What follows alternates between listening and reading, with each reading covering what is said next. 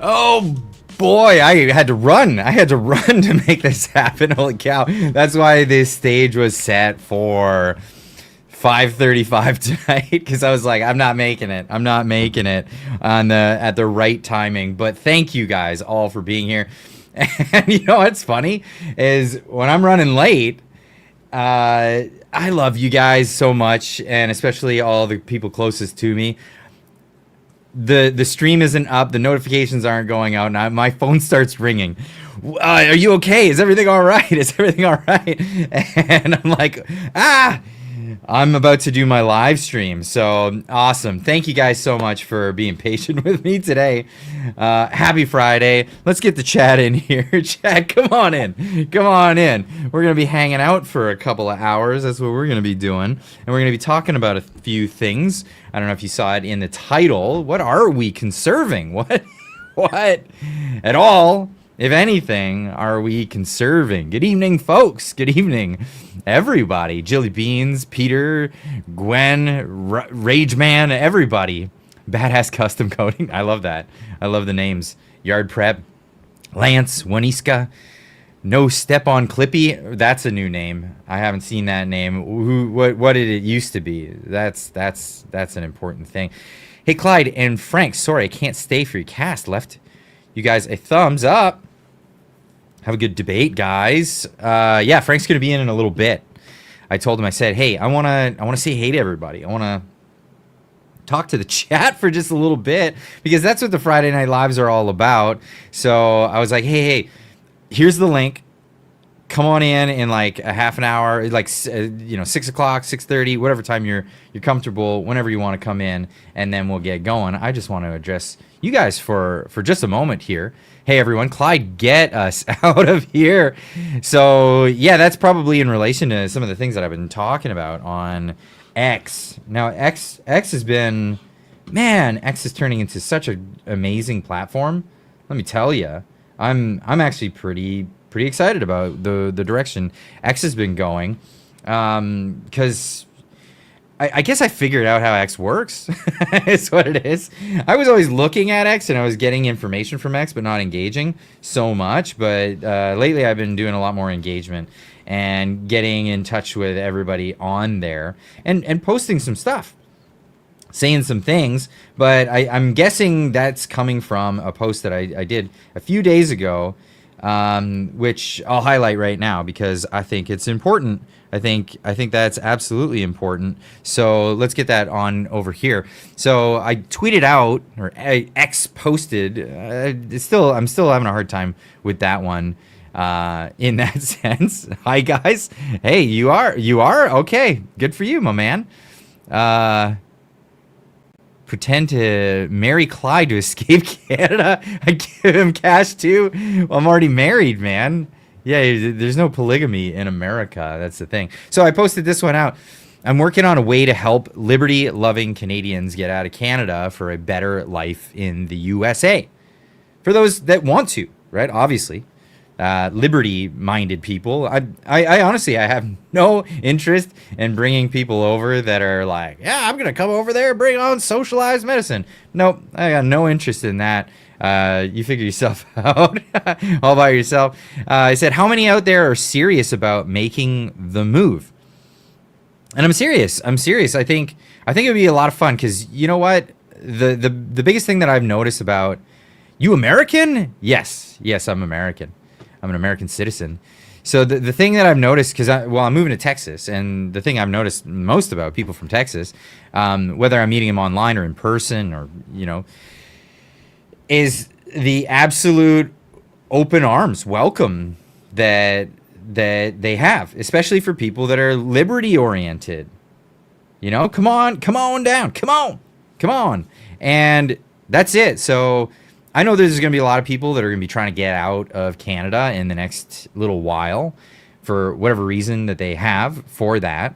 And I thought it would be the best thing for me to do in the interest of everybody else is to help some people along with that if I can in any capacity that I can. And what I've done is I've been trying to do a bunch of research and find people that can aid in this for whoever is out there. And I have found some guys, and I want to. There you go, Patrick M. Thank you so much for the warm welcome. That's exactly, it's exactly what I've been seeing. It's what I've been seeing. I've only had like, I think, one comment that said Texas is full, and there's no guarantee that person was even from Texas. So that's really the thing. Do you still have that link to the Bridge website? Well, that's what I was alluding to. So I'm gonna have these guys in on Thursday. So this Thursday coming up, so after the weekend and into the week. So on Thursday, mark this on your calendar, because this is going to be a pretty awesome live stream. It's going to be at the usual weekday time, so that's 6:30 Pacific time, and we'll be doing Q&A. We will be doing Q&A. So if you're curious about this stuff, make sure this is something you mark on your calendar. And you don't have to move to Texas. You don't have to. That's where I'm moving, because I love freedom, and the Lone Star State is definitely for that. Texas Republic, that's right, strong, going strong. Good evening, Clyde from Missouri. Yeah, there you go. If you want to move to Missouri, we got people here from Missouri. Thank you so much. Really appreciate that. So yeah, tune in on Thursday. I'm gonna have Sandro and Anthony on from The Bridge. And The Bridge, these guys are going to be helping a lot of Canadians out. And I'm telling you, like, not just I'll give you advice for $1, you know what I mean? These guys are going to have a service that it's going to put everyone to shame. Absolutely everyone to shame. And the reason why I say this is it's going to be however you want to set it up. If you want them to handle every single thing for you, and I'm talking not just immigration, but handle your finances, get it all over there for you at preferred rates, and help you out with getting a mortgage if that's what you want to do, or set up or figure out what you could do with realtors if you want to rent. No matter what, these guys are going to be there for that, and they're creating this program. It's not just a program, but it's a network, and we're going to fill you in with all the details on Thursday. So tune in for that. But these guys are helping people do this because they realize that there was a lot of complications, and people don't know how it works and who's even eligible. So there are a lot of people that just believe they're ineligible because they listen to somebody who doesn't know anything really, or maybe knows the old rules and don't know what the new rules are. And I'll tell you what's been happening is, you know, people look at the situation and they say, oh, well, you know, Donald Trump's in, he's made immigration super difficult now. Yeah, for illegal people. He's made it really difficult for people who want to jump the border and come in and no effort or any of that stuff. But he's made it. And don't worry, Easy Joe, there's going to be reasonable ways of making this happen. No, Donald Trump has made it actually a lot easier for people to do this the legal way. And if you want to go to America, here's the thing. The reality of the situation is America does need immigration. America does need immigration. They just need people to do it the legal way. They need to do it the legal way and come into the country because you're going to be a net benefit to the country. That's the whole point. That's the whole purpose of this. So that's exactly what's going on, and it's making this whole transition a lot easier for a lot of people. Hello from Missouri, Stephen Colbert. Is that? No, obviously not the seed. Hello from, I'm from Missouri also. Wish I had not missed your live stream with Jasmine Lane, as I wanted to ask her about when her next show of The Quiet Part will come. I don't know. I'll have to ask her. Shucks, didn't get the chance. Next time she's on, or tune in to her show. You could probably, I don't know. Does she do lives? I know she does just the regular show, but well, we'll see. Definitely gonna have her back. No problem. But yeah, that's it. Free speech, Trump's compelled speech. I'll remember fondly. What? Trump's compelled speech. I've never heard of that. Edmonton. So okay, you guys. This is the thing I love about the community streams is people communicating with each other on this. Go to her show and ask on her site. There you go. You can find out that way. I thought my name was lame. I don't know. Did people tell you that? Dickie Holmes? I think that's not a lame name at all. Awesome. Isn't it conspiracy theory? That's what I was... what? That's what it was. That's what Charlie Kirk... never shown that. Yeah, I'm not getting into that stuff. They serve it at Canadian Brew House. We're talking about something altogether. I saw brisket being mentioned, all kinds of stuff. The Quiet Part with Kelsey. I can't say I've seen that show. I think she released it first on Rumble. Well, I'll have to check that out. My name is preventing me from public office. What? Has prevented you? What? Why? Why would that be the case?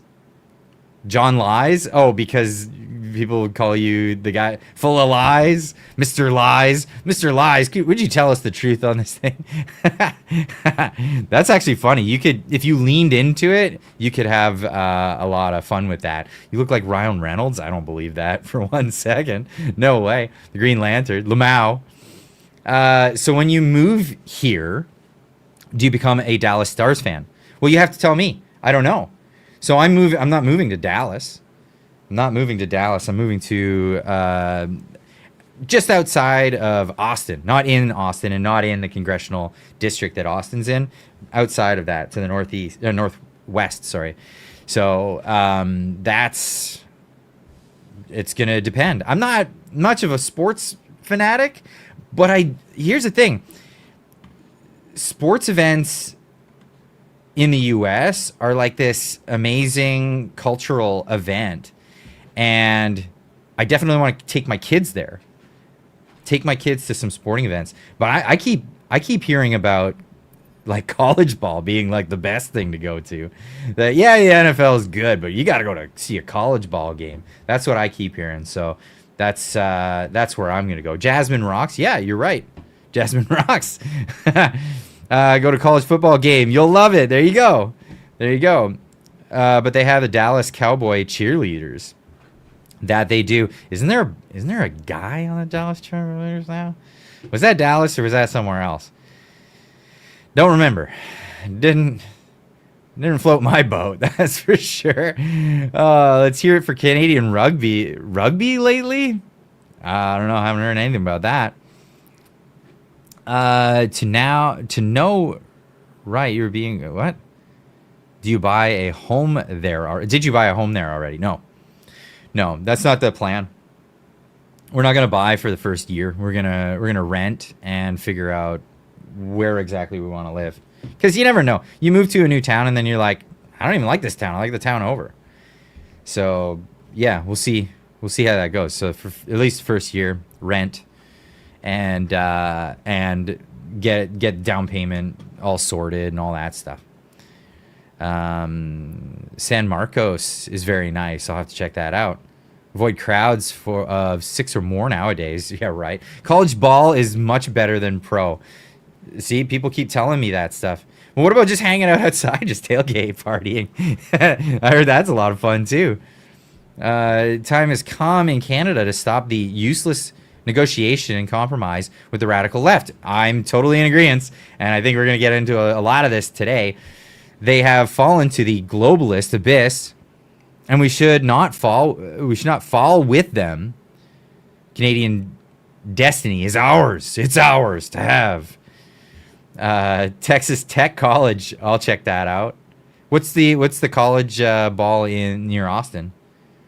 I saw a when we were driving through. I saw a few big stadiums where they play ball. So I'm not sure who's playing where and what. I was looking at other things when I was there. U of Texas. Oh, okay, that's what that is. The Longhorns. Fair enough. A&M. I'm not sure what that is. But the only good thing ever to come out of Texas are Billy Gibbons, Stevie Ray Vaughan, Janis Joplin, and Pantera. Believe me, there are many more great things that have come out of Texas. What are you talking about? And those are all great things that have come out of Texas as well, of course. Yeah, they have the statue of Stevie Ray in Austin. That's where that is.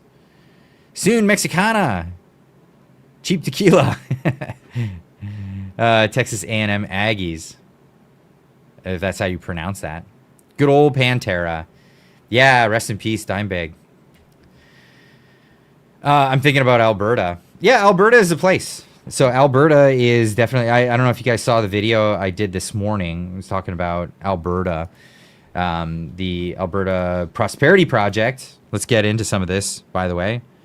Alberta Prosperity Project doing well with this new news that just came out. A little bit cut off on the page here. Alberta Prosperity Project delegation secures renewed U.S. backing for sovereignty in high-level Washington, D.C. talks. I'm pretty excited about this. Even though, like, okay, don't take this the wrong way, folks. I still have plans to move to Texas, but I'm fully in support of Alberta prosperity. The idea of Alberta becoming a sovereign nation. This is a great thing. This is a great thing for everybody. U.S. recognition of Alberta after successful referendum changes everything. Ottawa would almost certainly try to block or stall separation, but U.S. recognition of Alberta makes their interference irrelevant. They won't be able to touch it. Alberta's path to independence has never looked more clear. We got here from, I don't know how to pronounce that. Trash burner? Is that one? For 5 says, come on down, Canadians, elbows down. That's right. Trash burner, are you from Texas as well, or where are you from? This is the thing. Come on down is the it seems to be the consensus. Come on down. Come on. Enjoy. And that's what I'm going to do. I'm going to partake. I'm just, man, it is just crazy waiting for this USCIS to finish the paperwork for my wife so she can join me.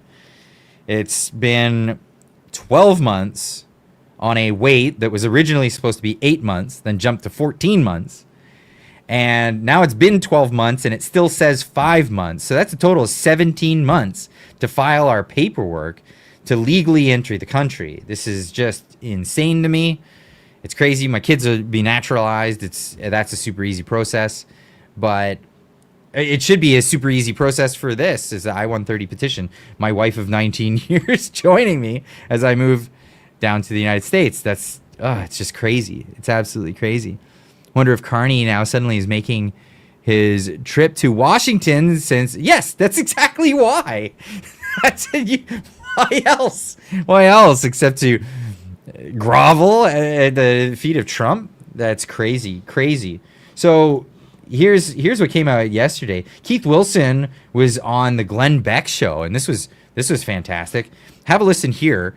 This is Glenn Beck, obviously, right here. But the voice of Keith Wilson on the phone. If I duck, you can see that. Have a listen to this. This makes me excited. The State Department had a meeting, a second high-level meeting in Washington, I think on Monday, and our administration is eager to recognize Alberta as an independent state or country. Can you give me any insight on what is happening on this side of the border, and what does that mean with our relationship with the nut job parts of Canada? Well, sure I can. I received a briefing from that delegation yesterday. The nut job part of Canada just is everything east of Saskatchewan, apparently. I joke, Northern Ontario, you guys are pretty good, and I feel bad for all the other good people in all those other places in Canada, but it's a nut job part of Canada. Let's just be honest. Yesterday, I think the Trump administration is very concerned about what's happening in Canada. My understanding from the meetings that have occurred that the Trump administration officials have indicated that the U.S. would recognize a vote by the people of Alberta to become independent. So that's very important to us as we expect the vote to occur 2026, sometime around this time next year. And I think the Trump administration also recognizes you guys have right above your border in Montana the third largest reserve of oil and gas in the world. Look at the power of that, the energy independence. It takes you from an energy superpower to a mega superpower. So we're completely culturally aligned. So I think there's a recognition. And Canada's, the leftists in Ottawa are being global disruptors. Keith, please stay in touch with us. Anything that we can do to help, but I want to make sure America understands, the world that we are right on the brink of losing or changing, and how dangerous these times are if we don't all keep our level heads. And I've been watching you with great interest on what's happening. God bless you. Thank you. Thank you for everything you do. Please pass on to your Canadian friends. There are millions of us who pray for you. And there are millions of Canadians that are praying for a better deal, a completely better deal. Absolutely. Trish Brew for $6.99 jumps in and says, if Alberta separates, how much cheaper will gas or oil be for the U.S., as they could be Alberta's biggest customer? Hit the like button, everybody. Yeah, don't forget to hit that like button as you're coming in. You know that like button absolutely helps out a ton, and it tickles the algorithmic little gremlins that get out there, and they send out recommendations. That's how this works. So make sure you hit that like button on your way in and get that happening. I'm looking at the ratio and it's looking pretty terrible. So get on that. Get on it. It's free. Just hit that little button.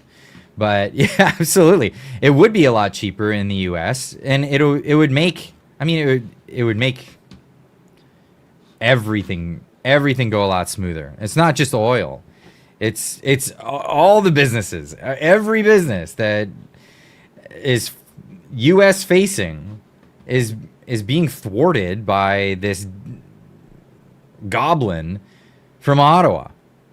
That's what's happening. Ottawa's a hindrance on the people of Canada. It is so over-encompassing. It's too much. Awesome. Thanks, Clyde, for having Frank on. Yeah, well, Frank will be on in a little bit, and we're going to get into a lot of stuff. And speaking of a lot of stuff, I've been getting into a lot of stuff on X again, poking the bear because it's fun, and I like to see how people respond to things because it's just kind of funny. Just kind of funny when you put out tweets like this one. I said, "Oops, let's go to this window. That's better. You can see it much better." This is, of course, how is North America's economy doing under Donald Trump and Mark Carney? Well, just have a look. I said, if you had the choice whether to live in either country, which would you choose and why? And oh boy, the replies were amazing. And I love the ones that like just come with graphical stuff. Like here's the industrial implosion, investment in industrial machinery and equipment in volumes. This is this. Wow, what happened in 2010 that sent us off the rails and sent us in a downward? Oh, and then it really went down in 2015. And whoa, we could say, oh, well, COVID did this. Well, it bounced right back to where it would have been right after COVID. And then, whoa, those elbows really killed sales of machinery and equipment, that kind of thing. So the responses, phenomenal. I love all the people telling me, wait, what's taking you so long? Get out of here already, Clyde. Go on, get. It's I'm starting to embrace that and love it. It's one of my favorite things, and that's why I've been poking the bear a little bit more on this stuff. Table Salt commenting on this. You understand that Trump is going to rip up the USMCA and obliterate Canada, right? You don't understand this, you aren't paying attention. I mean, I've been saying this for some time. Like most things, Trump makes clear the Canadian political class will act surprised when it happens, and people will believe it was out of nowhere. Oh, it was just willy-nilly Donald Trump saying stuff that there was no warning. We had no idea what his plans are. He seems to change with the wind. He's been saying it for a while, folks, and they're still playing dumb. They're absolutely still playing dumb. But also, I wanted to show that there's some love coming from the Great White North. That's right. Canadian mainstream media wants you to believe that Canadians unanimously hate the President of the United States of America, Donald Trump, but the reality paints a very different picture. Amazingly, there is a large number of Canadians that support Trump, his plan, and how he's been executing it. There is support. There is a bunch of support. And it's interesting the way it's been playing out and how people have been responding to it. It's fantastical, I think is the word. Fantastical is the best one. And then obviously the USMCA will be up for review in July of 2026. The USMCA has protected 85% of Canadian exports from Trump tariffs. If Canada nearly imploded in it nearly imploded in 2025 because of tariffs on 15% of exports. What do you think will happen when real economic pressure is applied? What do you think is going to happen? Do you think it's going to be easy peasy, or do you think maybe, just maybe, it's going to get a little more tough? I got to edit some things here. How do I change my thing? I'm gonna go to echo cancellation, put that on, because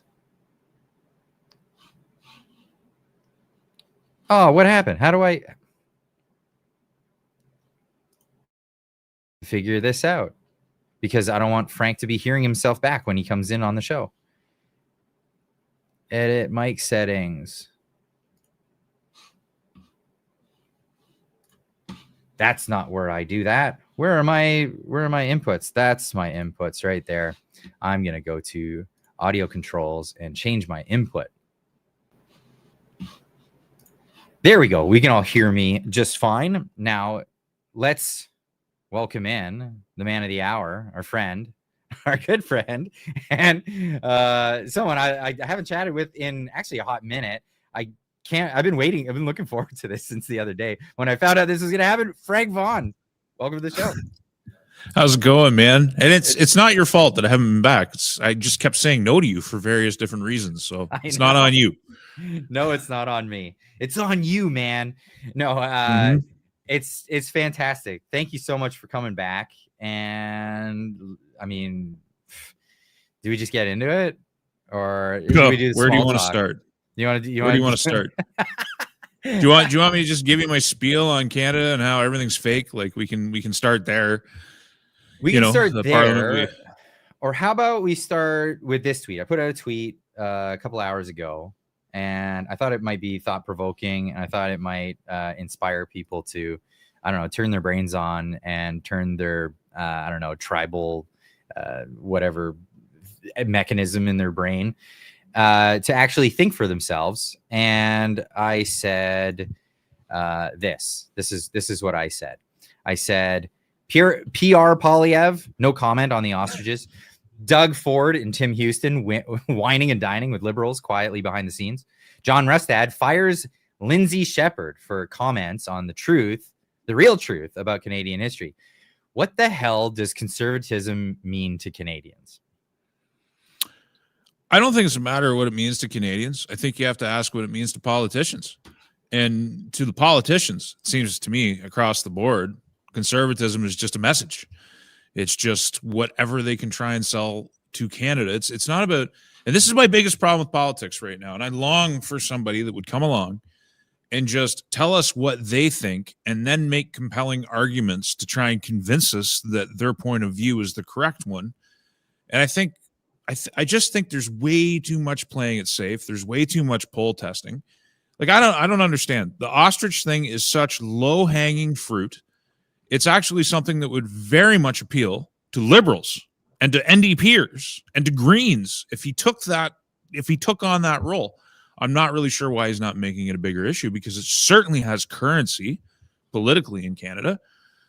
But I mean, you can go across the board and you can pick your issue that Poilievre's not addressing. Like he's not really offering anything truly revolutionary. I like that his language when it comes to immigration and some other subjects is changing, but it's not changing because it's coming from inside himself, because he's come up with some new moral compass, or he's advancing some kind of leadership agenda where he's going to try and debate his way through the media landscape and address the Canadian public. It's just a message that he's picking up on, that he's trying to sell. Like it's like politics has been reduced to salesmanship, and that's mainstream conservative politics. And meanwhile, I think everybody on the ground is just desperate for some kind of leadership, somebody who will just stand for something, tell us why they stand for something, and try and convince us that they're right, and not care. This is the other thing. They're worried about the narration getting out of control and the story getting out of control. So they're constantly trying to weave their way through the media landscape. And it's like, bro, it's bought and paid for by the Liberal Party. They subsidize the whole thing. They ain't your friends. They're never going to vote for you. They don't love you. They don't like you. They're going to hate you forever. And you need to use that hate like fuel and wear it like armor and fight with them and start writing your own narrative and making them print it because they're outraged. It worked for Trump. We don't have to do the Manhattan accent and like do all the braggadocious stuff that Trump does. We can do it in a very Canadian diplomatic way, but that's still the pathway forward. It's about being oppositional. You know, you're the leader of the opposition. Opposition. Yeah. I say the same thing for the NDP. The Liberals need opposition from the left. That's the identity that the NDP has abandoned since Mulcair. It's not just Singh. Mulcair started it. Singh kicked it over the edge and left them bankrupt. If they want a future in this country, they have to start opposing both the Conservative Party and the Liberal Party from the left. And that's the only kind of, like, people say, why do you try to advise the NDP to do that? It's like, well, if you're actually a conservative and you want them to win, you kind of want a fractured left. You don't want a united left, because this country is left of center. People say it's left of center. It's like way left of center. But Dude, yeah, I don't know if that defines conservatism for you, but that's sort of how I see it. Well, I have to tell people, I say, like, you know, Federal Conservative Party is left of the Democrats in California on a myriad of issues. Like, you know, you'll get some Democrats in California that are like, yeah, it would be great if we had universal health care, but they'll never consider banning handguns from people. That would never happen. It would never happen, even in California, California. Once again, I'm getting sucked in by the chat early on. Judith Taylor says, "Is Frank a liberal in sheep's clothing?" Are you actually asking that question, or is that like mocking? I want to know that before I address it. Judith, please give me some insight. That's got to be like facetious, like that. I get these comments a bunch too, right? Anytime I go against, if I say anything about the Conservatives are not doing a good job, and that's like provincial, federal, doesn't matter. If I say Conservatives are not doing a good job, or I didn't approve of that thing they did, then it's like, well, yeah, that's just because you're a liberal. Wait, what? Yeah, it's. I pay attention to exactly what everyone says. I'm just wondering, Judith, what exactly do I say that would make you think I'm a liberal? Please elaborate. I mean, you got to elaborate that. I'd love to hear that. Fact is, in the meantime, I want to put this clip on, because this is the clip of Pierre Poilievre when he finally mentioned it. Now, people are asking me, put pressure on Pierre Poilievre to address the ostriches. I put out a tweet saying I'm not going to, because I know he's not going to do the right thing. And boy, did he not disappoint, right? So this was him being asked the question about the ostriches, which is a big issue. It's a property rights issue. There's a lot going on there. It's a sovereignty issue, and the government stepping in and overreaching and overstepping. And here's his response. Stance on the ostriches in British Columbia and the culling order that they are facing. Really incredible that the Liberals have caused so much. Because of Liberal incompetence, we're in this mess. And when you have an incompetent government, you have messes like the inflation crisis, like the crime crisis, like the border crisis, like the investment crisis, like the fastest shrinking economy in the entire G7. When you have an incompetent government, you get lots of these messes. Wait, on the ostriches, sir. Sir, you didn't say Sorry, I what was your stance asking is on the this- yeah, ostriches. This lady. Why won't you answer your stance on the I ostriches? just did. I said the Liberals are incompetent. That's my stance. Do you support the culling order? Can I just? Can we get your reaction to the new lumber tariffs? The Liberals are incompetent. That's my step. That's my stance. What kind of stance is that? No, you can't come out in support of like this needs to be reeled back. That we'd like to see the authorities back off on this. No, what's tying his back? What's tying him down? What is the thing? The record of the Conservative Party of Canada when it comes to the CFIA, because they did the same sort of stuff back when they were in office through the CFIA. They could have fixed it back then, and they didn't. I was running and managing farmers markets back then, and I remember some of this stuff. Like you've seen on my channel covering the sheep cull that went on at Montana Jones's farm back in Ontario. Now, I can't remember the year of that. That might have been after Justin Trudeau came in. I can't remember how many years ago that was, but it could also have been in the Harper years. But the CFIA has been doing this stuff for a long time. So if he comes out too strong against CFIA regulations, then it's quite possible that he's worried that the media is going to start asking him questions about what went on in the Harper years. And so in his mind, or in the mind of his advisors, he's just going to avoid the subject altogether. Never mind the fact that someone's property is unjustly being destroyed for no reason whatsoever. And the only way there's a stay on it right now is because there's an underlying native land claim, basically, that went to the Supreme Court and got a stay on the kill order, which is also, I mean, we talked about this ostrich thing being a lot bound up. This idea that all this protest and all this injustice couldn't get the job done, but one letter from a band got the Supreme Court to intervene. And the bands, as I've covered on my channel numerous times, they lease their land from the Crown too. So like I've talked about this other side of it where there's no home ownership on reserves. If you want your tax-free rights, you have to stay on the reserve forever. If you ever want to make money or own anything, you have to leave the reserve and pay taxes like every other schmuck. And at the same time, as all this welfare that everybody's talking about, the billions and billions of dollars that are going to the reserves, a very real thing, and they don't have clean water and everything else. At the same time, they don't own the land under their feet either.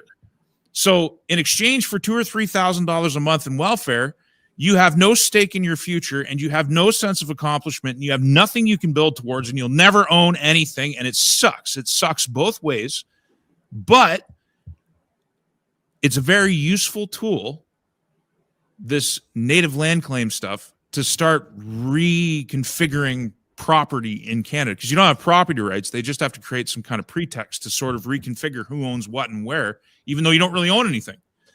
You kind of have title to it, maybe a bit, because from your plastic straws to your firearms to your land to your cars that you drive, they can just ban them arbitrarily. And I didn't even mention firearms yet. This is your personal property, and they can just order and counsel it into illegality. So Kevin Taylor jumps in and says, first they take our firearms, then we become the ostriches. Then we become the ostriches. That's profound, actually. That's crazy. If they can come after that, they can come after anything. Well, and they literally can. So like we know, and I mean, I feel like I'm a broken record, and I'm going to continue being a broken record because you have to be, dude. They have to be. I think you do, because people don't understand the enormity of it. Parliament's not your government. You elect these people. The party system, the creature that is the party system, fills anybody with a sound mind out. They're there to rubber stamp the government into existence. The government is cabinet. The government's the prime minister, and they operate through the governor general's office. They don't need to have a budget. They don't need to have anything. They can suspend laws. They can create regulations. They can do orders in council. But that's just one part of the scam. All these elbows up people. Everybody's talking about saving Canada, conserve Canada, do all this stuff. The country was replaced in 1982 with this stupid thing called the Charter of Rights and Freedoms. The whole thing is subject to the approval of government, so none of those rights are actually sacrosanct. And then, if the government decides to suspend the charter, as it did in High River under the Conservative Party of Canada for that person who's saying I'm a liberal, this is the record. They used a flood to go into high and dry homes and steal people's stuff, using a firearms registry that they were supposed to have destroyed because they knew where all the guns were. High River is something you should look up and understand what happened under Harper. But I digress somewhat. Yeah. The Charter of Rights and Freedoms, even when the government suspends it, then it goes to the courts. The courts find out that the suspension wasn't lawful. Nothing happens. Nobody gets, like, this is supposed to be our foundational document, our fundamental human rights. The government can ride roughshod over it, be found to have illegally done so, and nobody's ever held accountable. But even in that fake document, long preamble to get to this point, even in that fake document where they give you fake rights, they deliberately left out property rights because they don't even want you to have fake property rights. And that's how they can get your ostriches, your guns, your plastic straws, the coffee in your cup, any other, like, you literally own nothing. And so people can go to cafes and they can go to restaurants and they can drink their Starbucks and they think they have this freedom, but it all descends from the state and none of it is yours. You don't actually have any legal, or I shouldn't even say legal, because, well, legal is one thing, but you don't have God-given rights. You don't have any inherent human rights in this country. It all is crumbs from the table of the state. And it sucks. And nobody even wants to open, like, we don't even want to talk about electoral reform, let alone systemic reform to give people a big stake in the thing that they're paid for. Your taxes are extracted from you at the barrel of a government gun, and they don't even want you to have a stake in it. And it's terrible. It's just a terrible setup. Yeah, it totally is. And I had no idea about all this stuff. I mean, I was covering the Freedom Convoy, and I thought I had a good grasp on Canadian rule of law and politics and things like that. It turns out I know way more about American politics than I ever knew about Canadian politics. And, you know, who do I fault for that? Well, partially myself and partially the education system in Canada for not filling us in on this stuff. And the media doesn't even help you out with any of this stuff. But, you know, during the Freedom Convoy, what was one of the interviews that took place? It was David Lametti with, I think it was CTV at the time. And they were asking, like, what are you going to do when it comes to people's property rights? You can't just take their things away. They're talking about taking their trucks and compelling people to drive tow trucks against their own will, like not like third parties who had nothing to do with anything. They just happen to own a tow truck company. And they asked like, how does this work? He was the attorney general or the minister. What's the role in Canada? It's the justice minister. And incidentally, he was put into place after they booted Jody Wilson-Raybould for trying to do the right thing. But no, that's not good. You can't do that in Canadian politics. You can't do the right thing. So what does he say? He says, well, you ultimately don't have right to private property in Canada. That just doesn't exist. And they can tailor any bill or any provision to procure things, and it'll withstand a court challenge. That's the way they do it. That's disgusting. It's like medieval times when they just like, oh, we don't like the way you're doing things. We'll just write a new law so we can come in and infringe on your rights, your God-given rights. You could make an argument that serfs had more rights than Canadians do, more tangible rights. I mean, you need a bank account to do anything. You can't get a mortgage. You can't pay your rent. You can't pay your bills. You can't do anything without a bank account. It sucks because with a bank account, you have to pay them $17, $20 a month just to access your own money. It's kind of its own criminal racket. But setting that aside, you have to have a bank account. These pricks took your bank account away, and they didn't even have a law under which they did it. They just did it. They seized people's bank accounts. They froze their assets for as simple as buying food for some truckers that were protesting in Ottawa. They did it. They never faced any consequences for it. And now the same pricks, and I mean, it hasn't. I want to add something to this. Go ahead. So, under the Charter of Rights and Freedoms is freedom of expression, and political speech is protected, or is supposed to be protected. And you have a fake right to political speech. Yeah, fake right. So, but that's what's supposed to be protected. And this is what people thought had protected, but you know, donating to a protest is political speech. That's your right. I mean, that's your God-given right in my belief. It's crazy that Canada doesn't honor these things. There was no law broken. There's no law on the books. Now, admittedly, I just said you don't need a law, and you don't, but you should at least have an order in council that says you can't buy pizza and coffee for people when they're protesting, unless they're Hamas and Hezbollah, and then you can do it all you want. Have at her. The fact of the matter is, you have now. I mean, digital ID is coming. So Keir Starmer comes out and he says, "We're doing this digital ID thing. It's going to be mandatory. You won't be able to work. You won't be able to live. You won't be able to eat unless you have your mandatory digital ID." And there's Mark Carney in the audience applauding like a seal. And the interesting thing is, I tried to find a picture of him applauding to that.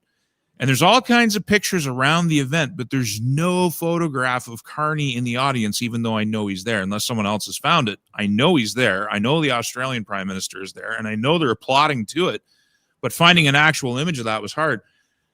But Frank, he was asked later. He was asked later, and he said that Canada has no plan. No. It was like a scene out of a Mark Wahlberg film.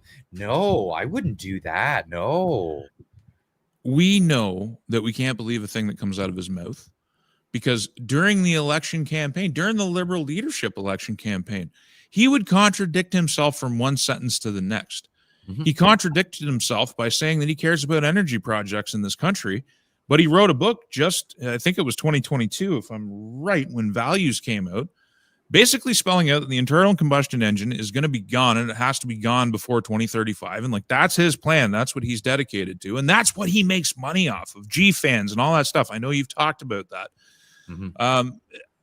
He talked this game about this emergency with the United States and how Canada had to get right to work. And then he went on vacation. Like, nothing he says is believable. And I think one of the pretexts for digital ID is going to be the immigration problem that they created. As has been noted, we got something like 4 million visa overstays here. That's a place that you could start. Oh, okay, before you get into that, I want to address this because it's still pertinent to what we were talking about. Sandy Hallgren says for $13.99, we need to start thinking about the bureaucrats taking over the country, unelected, with way too much power. Mm-hmm. Now, Sandy's onto it. Those people, that's the real... Like, that's the other government. So that's have the real government. That's the government. It basically is. It's a permanent government. It survives administration. And they don't have elections. They don't have turnover. They're in their place. And if they move anywhere, they're moving up in position and having higher authority. That's all that is. And it's so incestuous. Holy cow! There's so much nepotism in these bureaucracies. Where you hear about, my cousin needs a job, get my cousin in, and this is how that works. That's crazy, the bureaucracy. And it survives. Doesn't matter what government comes in. You can have a change of government, but these are the people that actually know how things run.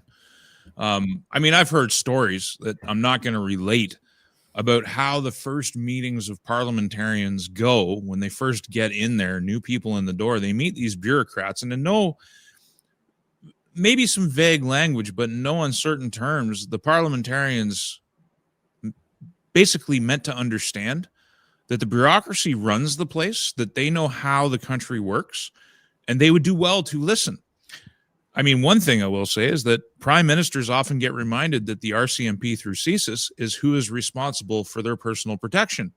You know, and it's not in an overt way, you can't have private security as a prime minister. You can't bring in your own security people to look after yourself. You're completely dependent on CSIS and the RCMP to look after you. They're like the only people who can have guns. Like, armed private security in Canada is actually a very hard thing to secure. So imagine you are say you're a revolutionary party and you get into office and you run smack into the state apparatus that you know very little about. I mean, Donald Trump in his first term. Like Donald Trump. I was just bring that up. Yeah. That's a perfect example. You're so focused on winning the bloody election. You're spending hundreds of millions of dollars, this is the United States, to win an election that you don't really have a lot of thought for the transition and what it looks like. And you walk into the office and it's like, yeah, you got to make 57,000 appointments and you got to do it in a few weeks. Okay. So I hope you're ready for that.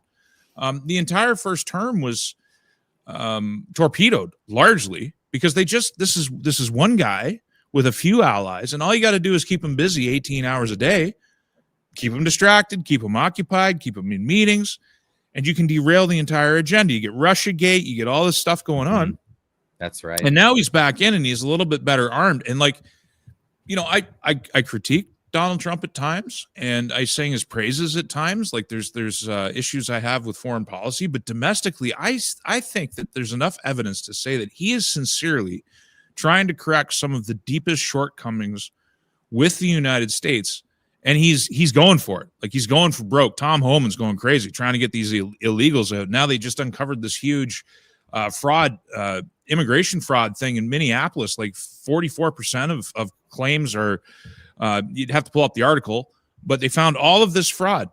They're going to try and get that solved before the midterms. And if they can get all this stuff solved before the midterms, the Republicans have a really good chance of retaining control of the houses. And then it sets up the next 2 years of the administration. If they can get all this stuff solved, then you might actually have free and fair elections in the United States for at least 5 or 10 years. But it's a big beast. It's a Leviathan. Trump's been screwing around with this since 2015, and it's 2025 now. And I would almost say he's just getting started, or this idea of MAGA, this idea of reforming the United States is just gaining momentum after a decade of development. And it's, it's a wonderful thing to see. I worry that the foreign policy situation vis-a-vis Ukraine is going to derail the whole thing, but we'll see. Try to check out that one. I got to sign in if I want to view that one. USCIS launched major. What? Come on. Oh, allow ads. Okay. Allow some ads. Yeah, Zero Hedge might have something on it that's ad-free, zerohedge.com. USCIS launched major operation in Minneapolis investigating suspected immigration fraud. The agency said in investigating those cases, it found 275 cases of suspected fraud. 4 people were arrested and no one has been charged. I wonder if this has anything to do with why it's taken so damn long to get my wife's green card. USCIS is the agency that does that. The Trump administration said Tuesday it launched its first of its kind operation looking into thousands of cases or 1,000 cases to identify immigration fraud in the Minneapolis-St. Paul area. Officials warned that immigration authorities would continue such operations around the country.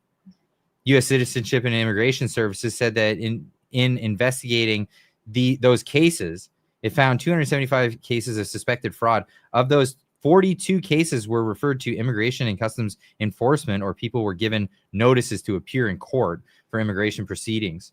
USCIS said in a statement Tuesday afternoon, 4 people were apprehended. The agency said no one has been charged. That's great. This is good news. I like that. I like hearing this. If you're, and I like it because I don't know, I've gone through the legal process for immigration several times in my life. I did it in Japan. My wife's done it here in Canada. My dad's gone through it in Canada. My mom's gone through it in Canada. I've gone through it with the US, and my wife's going through it with the US. And the common denominator with all those cases, we did it legally. And sometimes it's a pain in the ass and you got to wait and all that stuff, but we did it legally. And I'll tell you what, the news from the immigration circuit is not that Donald Trump is making it difficult to get into America. He's making it difficult for people who did it illegally. It's actually under the Trump administration compared to the Biden rules, it's a lot easier to legally immigrate to the United States because they're going to need a lot of people. And they recognize that, as you've been pointing out quite a bit, Frank. Well, and if you have a decent immigration system, which encourages legal immigration and encourages responsible legal immigration, there's a greater chance that the people who gain access to that system and get through that system don't have nefarious intent because they don't want to commit crimes and risk getting deported. Yeah. The issue that Canada has is we have this very permissive immigration system that allows absolute scum idiots into this country through a variety of programs. And we don't screen for criminal history, not effectively anyway. And we allow big money managers to import a slave class of people who are being taken advantage of. I mean, all these progressives talk about, wanting to look after the rights of the oppressed and the poor and everything else. And it's like, guys, We got a multi-million, probably maybe million, maybe 2 million people in this country that are legally here through a slave, as a slave class, through the TFW program, through the IMP program, through immigration, through student programs that are being taken advantage of, fake students, all this other stuff. There's human trafficking going on all over the place. And all of it is being done within a legal structure. So our legal system can't even filter out the bad guys. In fact, it allows them in with papers.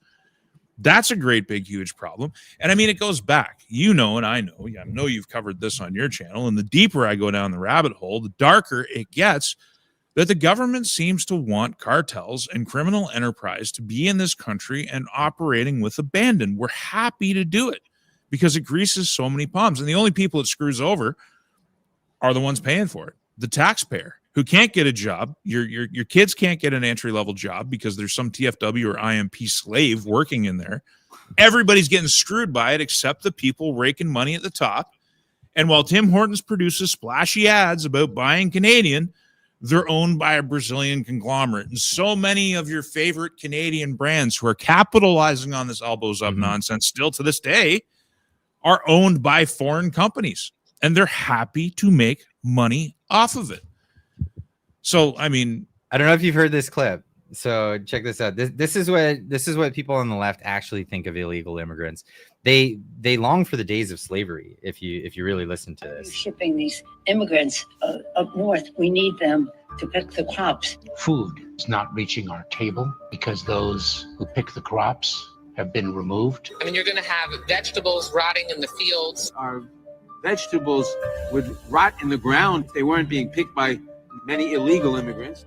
If you think your groceries are expensive now, wait until the farms are empty. If you look at the food that's on your table, think about who picked it. It's going to deport 20 million people, the people who pick your crops. They come with regularity from Mexico usually to work in the fields. Those immigrants that come into our country, they work the fields, something that we ain't done in a long time. I can't wait until American women can't get blueberries for their smoothies.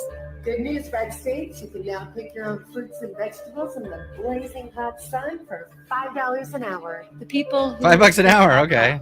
And clean our office buildings, who wash the dishes after we eat in restaurants. What's going to happen here is that milk gets a lot higher, because I don't know if any of you have ever been in a dairy farm. It is god-awful work. Have no immigration, then we would have no food on our plates. We would have nobody cleaning up in the hospitals. And I have friends texting me like all morning. My gardener didn't show up. My housekeeper didn't show up. You're going to actually have to do some work around your house. We're not going to have anybody around to wipe our asses because we don't have enough people. If you kick every Latino out of this country, then who is going to be cleaning your toilet, Donald Trump? As an immigrant, nothing offends me more than this condescending attitude. I see no difference between the Democrats who instituted and perpetrated slavery and Jim Crow in America and the Democrats today. The only difference is the group of people they believe need to be working on the plantations. This is the face of racism in 2024. Absolutely correct. It's unbelievable that like openly having this thought.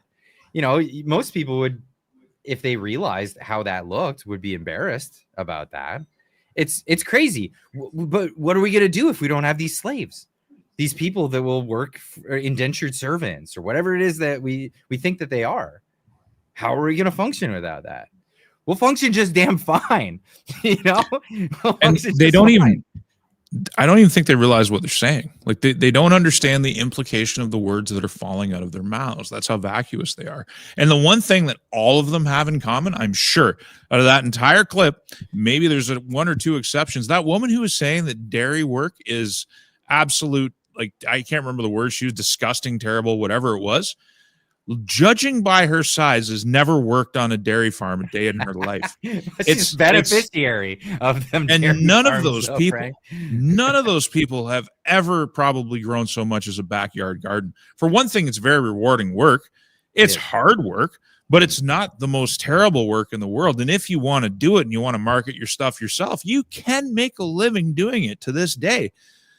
But the fact is, they think that it is perfectly normal to need a slave class to perform those functions. It's below them. It's beneath them to do it themselves. They all have impeccable makeup. They all have impeccable hair. They all have incredible skin, largely based in powder. None of them have ever done any of those functions. And that's probably why they think it's so such a horrible thing, because it's outside of their imagination to actually do that menial work. You're a mechanic. It's greasy work. It's hard work. But is it ever rewarding to do a job and do it right? And honestly, I think we can adjust just fine. Like, if food gets that expensive, you'll just start producing it more. Everybody in the province I live in grows a backyard garden. I'm kind of the exception because right now I'm focused on four-legged protein more than I am gardening. I just don't see it going the way that they say that it's going to go, right? Because here's the thing. If illegal immigration stops, do you think... Let's put it this way. The temporary foreign worker program for farmers is not ending. No. It's not ending. There's always going to be a temporary foreign worker program. And in Canada, the temporary foreign worker program for farming, and I'm very specific about that, not about Tim Hortons or A&W or any of that stuff. For farming, picking vegetables, I've met so many of them. Nice people. They have no intention of staying. It's not their prerogative. They're here for a paycheck, and they're happy to go home before the snow flies. That's for damn sure. And that's been going on since as long as I've been alive. I mean, back in the 90s, every single summer, the Mexicans came up and the Jamaicans came up and the Barbadians came up, and they worked the field, and they you could see tractor loads of them driving around all over Port Hope, Ontario. That's been a feature. And then they go home, and then they go back because they're here to make money for their families back home that they can't make there. And I mean, or more money than they would make there, right? So that it's more lucrative. So like, even though it's not, it's not something that people are going to drop their day job to go do, and there's not enough kids, like teenagers that are willing to go do that job. So they open it up for foreigners to come in temporarily. That's it. And then visas expire. And they know that. So they leave because they're hoping to come back probably next year. Because they want to, you're right. They don't want the paycheck cut off. They don't want the money train cut off. So they obey the rules because the rules are going to be enforced so that they can maintain their access to that market. Not a bad deal. And then on the other side of it is, I know this from personal experience, before things went off the rails in 2015, I mean, most of my farm work was already done. My career in farming, it started to end about 3-4 years later. But prior to that, we were going to farmers markets and we were selling our product and we were selling our wares. And the fact that we had migrants coming up and working the fields on the bigger farms didn't affect our bottom line one bit. I mean, nobody cared if they were paying $1 or $2 for a bundle of green onions. Couldn't make it, if they wanted to buy your product, they bought your product because we're talking about small numbers here. So, I mean, society didn't come off the rails. I mean, you could make an argument that there's not enough people in the workforce, but if that's the case, why is there so much youth unemployment? And how many people are needlessly sitting on social assistance that could be doing some of those jobs and moving up in the world? Like, I mean, we also have a crisis of welfare in this country. Everybody's got their hand out. And if one thing breeds contempt more than anything, it's too much welfare. And this is like a lesson of history. Like, welfare killed Rome. They had this great big Egyptian breadbasket in their back pocket. And they're like, you know what? We're going to create something called the grain dole, and everybody in Rome is going to get grain. Well, no one was happy with that. It just led to more civil unrest and more want. And it's a lot longer of a story. But I mean, we are mirroring the decline and fall of the Roman Empire in several key ways. Well, it sucks. Like, the cure is something that's so difficult to sell to people. The cure is responsibility and getting cut off from your allowance. Right? That's the cure. The cure is responsibility. It's liberty. And your ability to live and breathe free, but nobody's Nobody's got your back but you and maybe your family. And if you fail, that's on you. There's no safety net. That's a hard sell. A little bit of shame, which is what we had in the 80s and 90s. Like, I was a kid in the 80s, but I came of age in the 90s. A little bit of shame goes a long way. So it's like if there was this culture back then that if, you got injured at work, of course, everybody needs a little bit of compensation, but you needed to get back on your feet and get back to work, or people were going to judge you for not contributing to society if you weren't truly in need.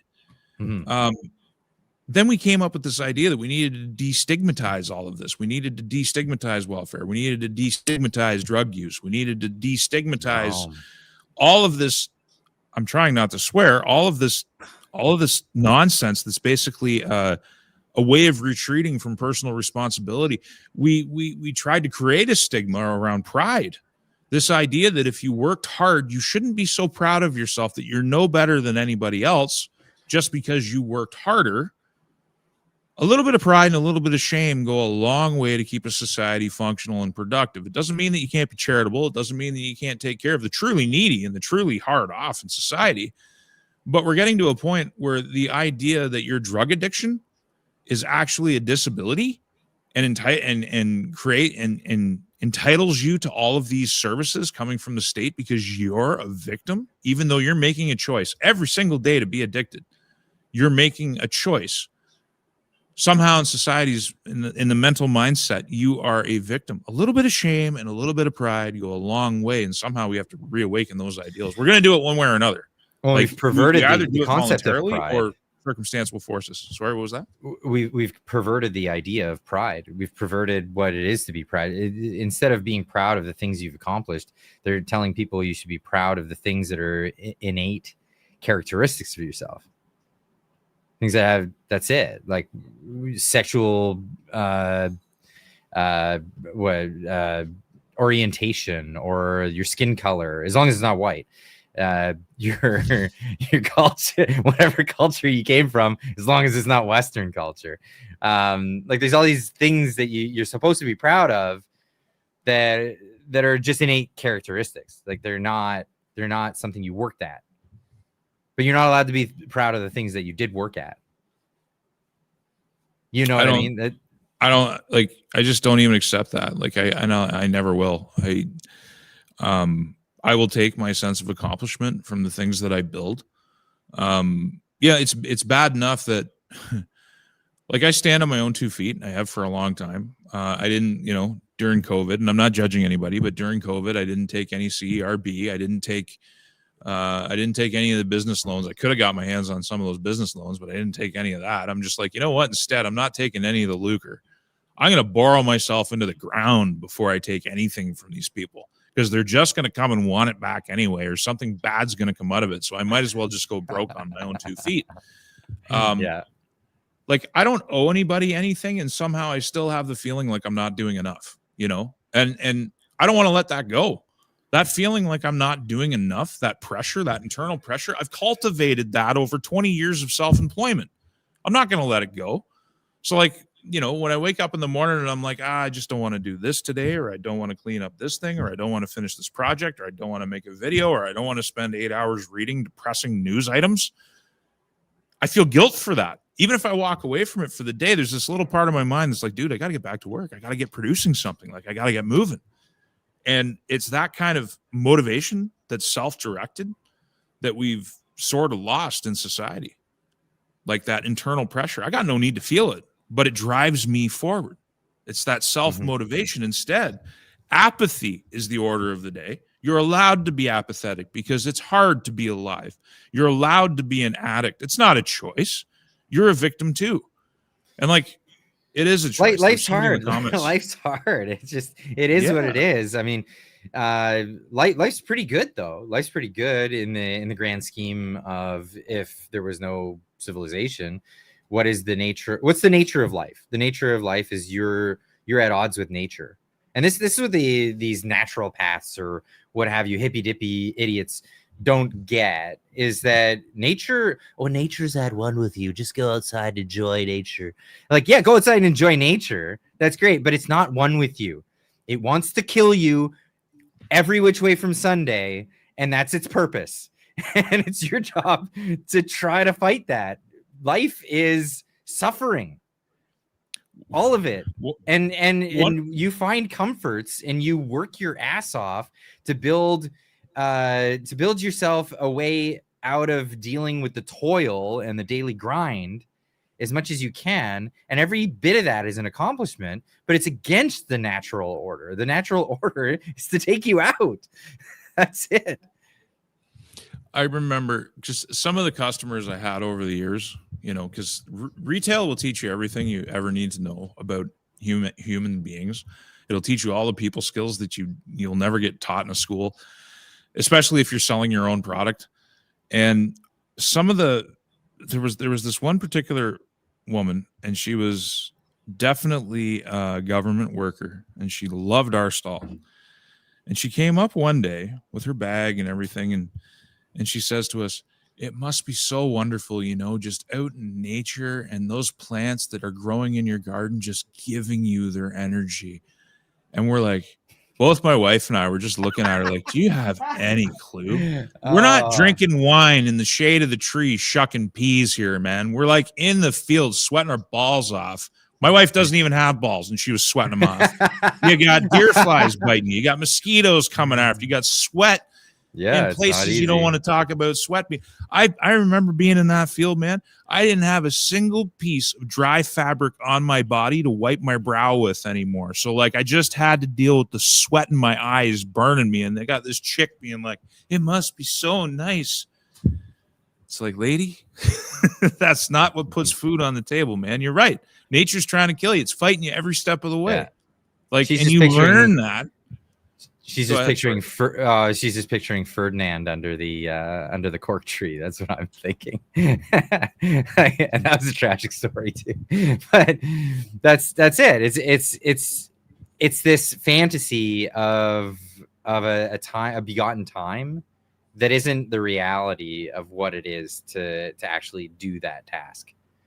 And you know what? You know what the most luxurious thing out there is to be a silly bureaucrat in an office somewhere that really has no responsibilities and has no accountability, but has the ability to make decisions about people's lives that are do or die, make or break. And that's freaking wrong. It's absolutely wrong. One of the conclusions that I came to actually from working in that stall, because you meet all kinds of people, and I don't remember the particulars of how the conclusion arose. I just remember that it became part of my own internal philosophy, was this belief that you should not be able to go from high school to teacher's college into a career of teaching. You should complete your degree, and then you should have to complete a mandatory 4-year program in the real world first. You need to go and do a trade, be an apprentice, electrical work, plumbing, maybe go clean some septic tanks or something. Like, you got to get in it. You got to get in the dirt. You got to do the greasy stuff. And then you do your teaching career, because a lot of the people you meet have absolutely zero real world experience. And they're teaching, they're bringing up the youth, and they're teaching the youth from a perspective where they haven't done any of this real physical stuff. And you often hear it. It's like, I remember my teacher saying that, you know, you'd see some schmuck trimming trees out front of the high school, and they're like, you know, stay in school because you don't want to be that schmuck in that tree. Well, first off, that's rewarding work. Second of all, that schmuck's probably making good money, especially if you're like an electrician or a tradesman. You're doing very well, and you didn't have to pay for a really expensive university degree to start bringing that money in. Like, you can actually buy a future. You can start your own business. Eventually, you can start working 4 days a week or 3 days a week, and you can work yourself down. You can start doing some investments. Like, you can actually build a life.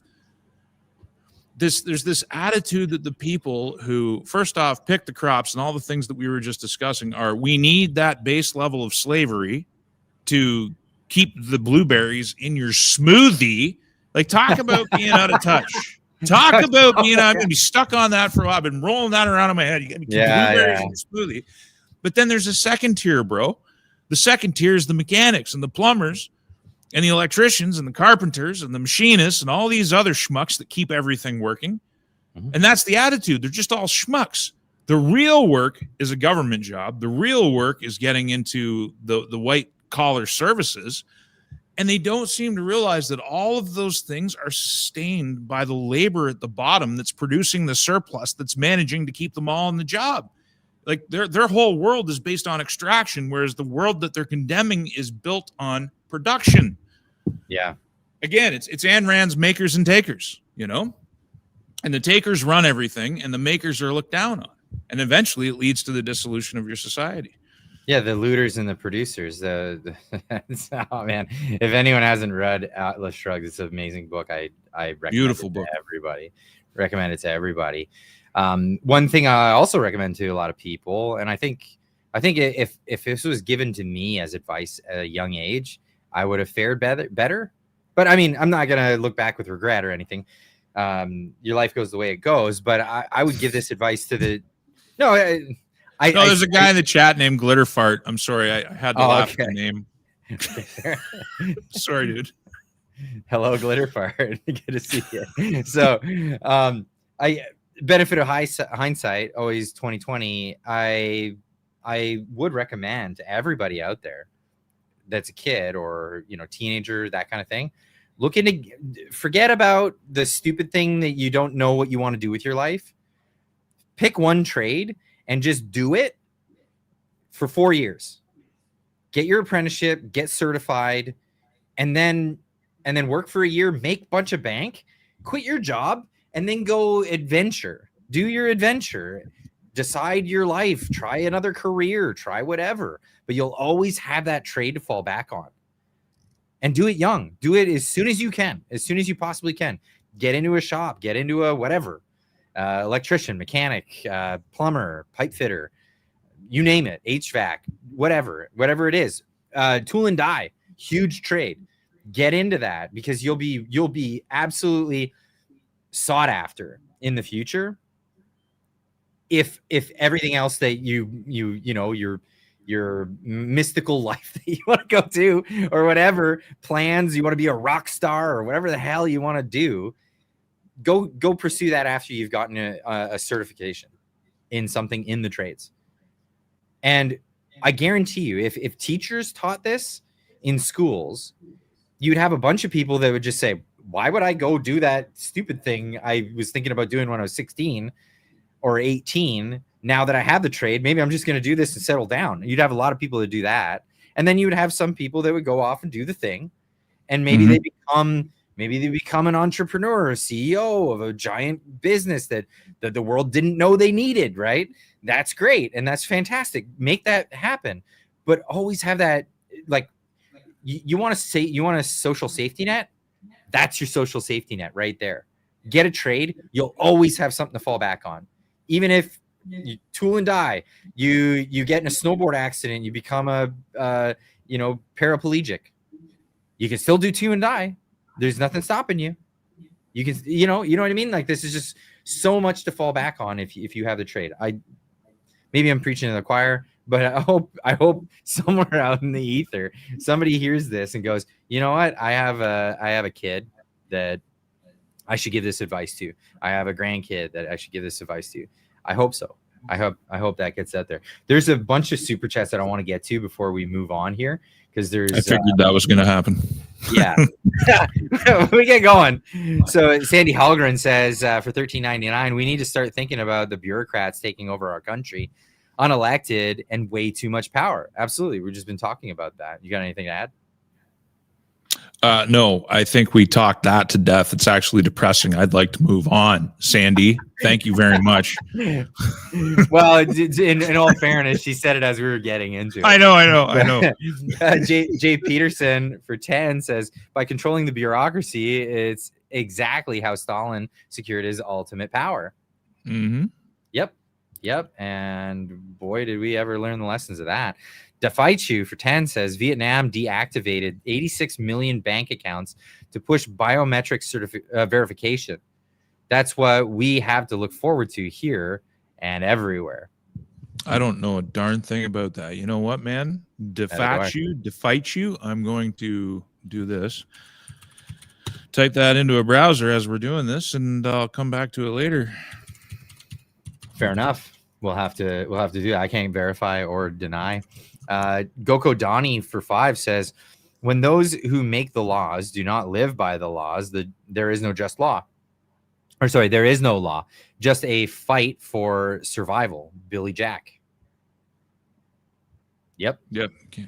Can't really disagree with that at all. And like, in Canada has like very much fiat law. Like the judiciary has such selective enforcement of the rules, and then the government, which is the cabinet, which is the prime minister, which is the governor general, not parliament, can just come along and suspend any law they want or write an order in council to expand an existing law. And since there's so many laws on the book, they can basically just govern by fiat. And then the judiciary's job, I mean, Canada is a lawless country. We don't have the rule of law. And I think that's another thing that people need to understand about this country and how bad a state it's in. And it sounds like a hyperbolic statement, but it's not. You know what it reminds me of? It reminds me of what I've read about England under King George. So under King George and what he would do with the colonies, and not just in the colonies, in England itself, they had the right to free speech until Thomas Paine wrote some things about freedom and liberty. And then he's like, I don't like that. So I'm going to, it wasn't enshrined in any constitution. It was just statutes of free speech. So what does the king do? Comes in and he says, I'm going to rewrite the statute. Now what you said is no longer legal. And we're going to throw you in jail. And Thomas Paine was thrown in jail over leaflets that he passed around talking about liberty. Kind of like now with memes. Yeah. Just sharing memes. I mean, Britain's a hellhole. I watched a short today, and it was this British guy melting his steak knives down because the British had banned, and I think it was from 2024. Did you see that? Yeah. And Yeah. I like that. I like that YouTuber. He's this young dude who's into chemistry, and he's got all these like great videos talking about it. And that caught me off guard because he's like, he called it a zombie knife or something. He said these zombie knives are now been banned in the UK. So rather than turning it in, I'm just going to melt it down. And he melts it down in a crucible. And then the rest of the video was like, I'm not even thinking about any of the cool stuff that he's talking about. I'm stuck on this. They're banning knives. Yep. And it was a fixed blade with no handle. Like there was no different handle to it. It was all one piece of metal. It wasn't like a switchbladey, like anything like that. Unbelievable. England. Yeah, and if anyone's from England watching this, get out of there, please. How many years away? I mean, Canada is different because we have this vast wilderness, and we also, one of the things that will probably allow us to continue to have lever action firearms and certain firearms for hunting, in particular the SKS, one of the only military rifles that are in the Canadian arsenal that aren't banned, largely because the natives own a lot of SKSs. No, the Lee. They ban them? No, the Lee Enfield is also a military rifle that's largely in circulation, and it's also used by the natives, so it's also not banned. Yeah, that's right. That's the only reason we get to keep them. And then the other part is that we have this vast wilderness that you can hunt in, where the British don't have that. But I think if it wasn't for those two factors, the fact that there are a lot of trappers, there's a lot of hunters, we would be in the melting knives down situation within 5 to 10 years. We might actually still get there because we're on the same trajectory.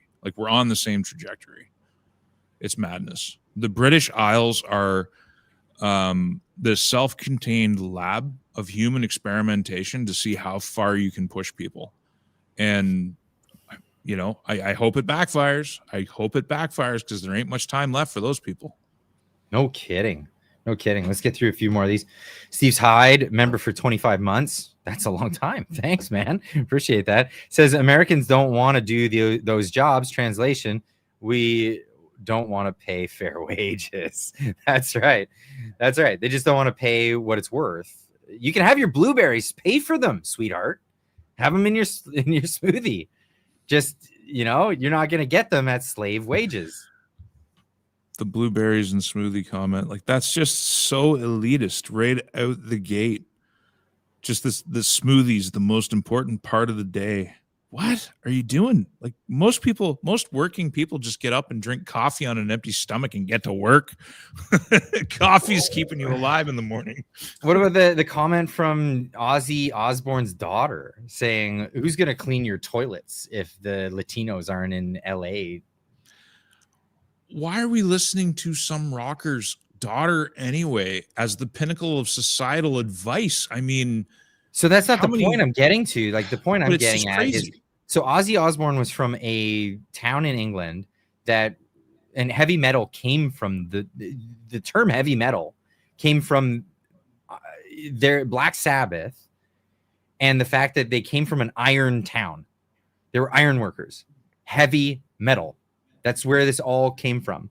And the really deep sound came from the guitar player who busted his finger and couldn't play, right? So he had to detune the chords on his guitar, so it had a deeper tone to it because his finger was messed up from working in the metal foundries, and that was the thing, right? So coming from a working class family, and it's like, holy crap, it's his next of kin is so far removed, and in this world where she just thinks that Latinos are toilet cleaners. Like what the act? Like what the hell? That's just it's just crazy. But that goes to say, like, rags to riches to rags. I hope that's that they do fare. I hope they fare well. Sasquatch Chronicles for $9.99 says, I met an American today who lived in Canada for 35 years before moving here 10 years ago. He had no idea who Mark Carney is. Made me laugh, but I was surprised. Wow. It's not that surprising because honestly, Canada's kind of an afterthought to most of the Americans that I know. You almost want to do a national apology for how distraught and mental we've become since Donald Trump came into office for the second time, like, because we're overreacting about everything. We're like hysterical. You want to talk Karen, we're taking it to the next level. Like we're the Sauron of Karen.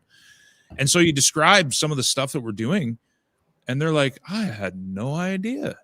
Just think Canada is polite people up north that all live in igloos or whatever. Like, like it's just these stereotypes, but they're just moving on with their lives. Like we don't even really factor into their thinking. I think Donald Trump probably thinks Canada have first player syndrome. Is that what you're saying? We do, because we are one of the least powerful, and we could be far more powerful. We're one of the we have a very frail ego or a very frail self-identity that's based on nothing, and yet we have the world's biggest chip on our shoulder that could possibly be imagined. So we're like a 4'5" person running around trying to be a bully with a big chip on our shoulder, yelling and screaming at everybody. And the only thing that saves us is the fact that it's, no one wants to do anything because we're small and it wouldn't be fair. I mean, the Americans could just walk in and take us over if they really wanted to. Or they could. Absolutely. And forget militarily. They could just break our economic spine tomorrow morning. If they actually get tired of it's like, you ever see the cartoon Spike and Ike? You got this really big bulldog, and then you got the little dog running around, whatever. We're the little dog, except instead of being Spike's ally, getting protection from the cat or whatever, it's been a long time since I've seen it. We're like nipping at the feet of this big bulldog. And the bulldog's like, man, what are you doing? Like, what are you doing? I'm protecting you. I'm taking care of you, When it comes to Canada, it's like, I'm buying your stuff. You live under our nuclear umbrella. We patrol your borders. You're like our little buddy. Why are you acting like we're trying to kill you? Why are you screwing with us? Yeah. Yeah. It's very disrespectful. We're a very disrespectful nation. Frank, I'm gonna have to give you the mic here for just a second. I'll be right back. I'm doing the dance, as you can see. I'll be right back. Do it. Yeah. Take your time. Do whatever you got to do. I hit the wrong. Take me off the screen. Yeah. Go ahead. Yeah, you just want my voice. Sure, Clyde. What's going on in the chat here? Let's check out Pleb Chat. All by design, boys. Scorpion and Frog. I don't know what that means. Leftist Marxists took over. Well, yeah, they've taken over everywhere. The U.S. is the mailman. Canada is the chihuahua being dragged along by a pant. Like, it's so true. Like, I don't understand how we can be so arrogant when we've done the things that we've done, denuded our military, spent ourselves into an enormous amount of debt, disrespected the United States, threatened, Fat Trudeau, Doug Ford, threatened to cut off power to 1.5 million Americans over tariffs, which Canada loves to apply to everybody else. We just don't like it when it comes back on us. And the Americans have barely done anything to us. Like, we're hysterical. It's crazy. The Frank stream, says Steve Hyde. Clyde might have an issue with that. Hi, Jody Mac D. You're Oshawa, aren't you? Let me know if you're who I think you are. I heard I might have an issue with that. Calling it the Frank stream, like you might have a problem if you just rename your stream to the Frank stream. Should I just name it that? Sure. Yeah, just run with that. Just change your name. Just change it. We both wear glasses. I'll change the name of the name of the channel to the Frank channel. Frank do something. No, Frank do nothing. It's gotta be Frank do nothing. I get that one a lot. I love that. The Clyde do nothing. That's the most clever one. I think that's it's probably my favorite one. My favorite what is it? Compliment that the chat loves to give is Clyde, you're better than nothing. I love it. I think it's hilarious. Oh man, come on, that's Clyde. great. You're better than nothing. You're better than nothing. I think the number one people, because of all the gray hair that I have, they're always I get ascribed boomer a lot, like calling me boomer, and I'm just like, what is that supposed to do? Like, you trying to shake me? For one thing, like, I'm Zennial, I'm on that edge, and like Gen X is pretty cool. And that little gray zone, 1978 to 1982, where it's like we have a little bit of analog. Like I still had a rotary phone and a party line. People don't even know what the hell a party line is anymore. And for those of you who don't know in the chat, no, I don't. Really? All right. I'm so, 82, and I don't know what a party line is. So if you lived in a rural area in Ontario, at least, and all over the country, the road would have a shared telephone line. And each house would have a different ring. So that was called a party line. So depending on the ring, and you'd always have people picking up, and so party line, because it was basically a party. You never knew who was listening in on your phone calls. And it was a shared service, and it kind of sucked. But I remember using rotary phones. And I remember Atari, and I remember all of these things. And it was, I came of age before smartphones and instant pictures and everything being uploaded online. So you got to make all your mistakes without a record of it. There's still some of my mistakes that are in photograph format, but they're not digitized, thank God. It was a really cool time. So I don't know where this idea that, and also this idea that all boomers are just some kind of waste of skin. There's a lot of experience there. It's just an insult, Frank. It's just a vain insult. It doesn't do anything. You know what I mean? It doesn't move things forward. I'll tell you what. Yeah, that's my favorite. Getting called boomer. I've spoken about boomers a bunch on the channel, and I've had it a bunch of times where I wasn't even saying anything disparaging about boomers. I just speak of boomers, and my comments get filled with quit picking on the boomers, Clyde. Why you gotta talk about boomers all the time? Like, whoa, I didn't even say anything disparaging. I just mentioned that that generation exists, and I think boomers are very sensitive. Oh, I think so for sure, because it's pretty culturally sound among Xers and millennials and Zers to blame boomers for the situation that we're in. And I think they resent that generalization. But the fact is, the world that we're being handed was shaped by that generation. But like I often say, the liberal base is the largest chunk of the liberal base is made up of baby boomers. But that still leaves millions and millions and millions of baby boomers that don't support what they're doing and can see very clearly. So whenever I talk about the subject, I try to be careful, because I don't want to be too generally, I don't want to generalize too much. I want to be very specific. But there is the TV generation that trusted authority, that trusted the doctor, that trusted the politicians, and trusted what they were told through the mainstream media.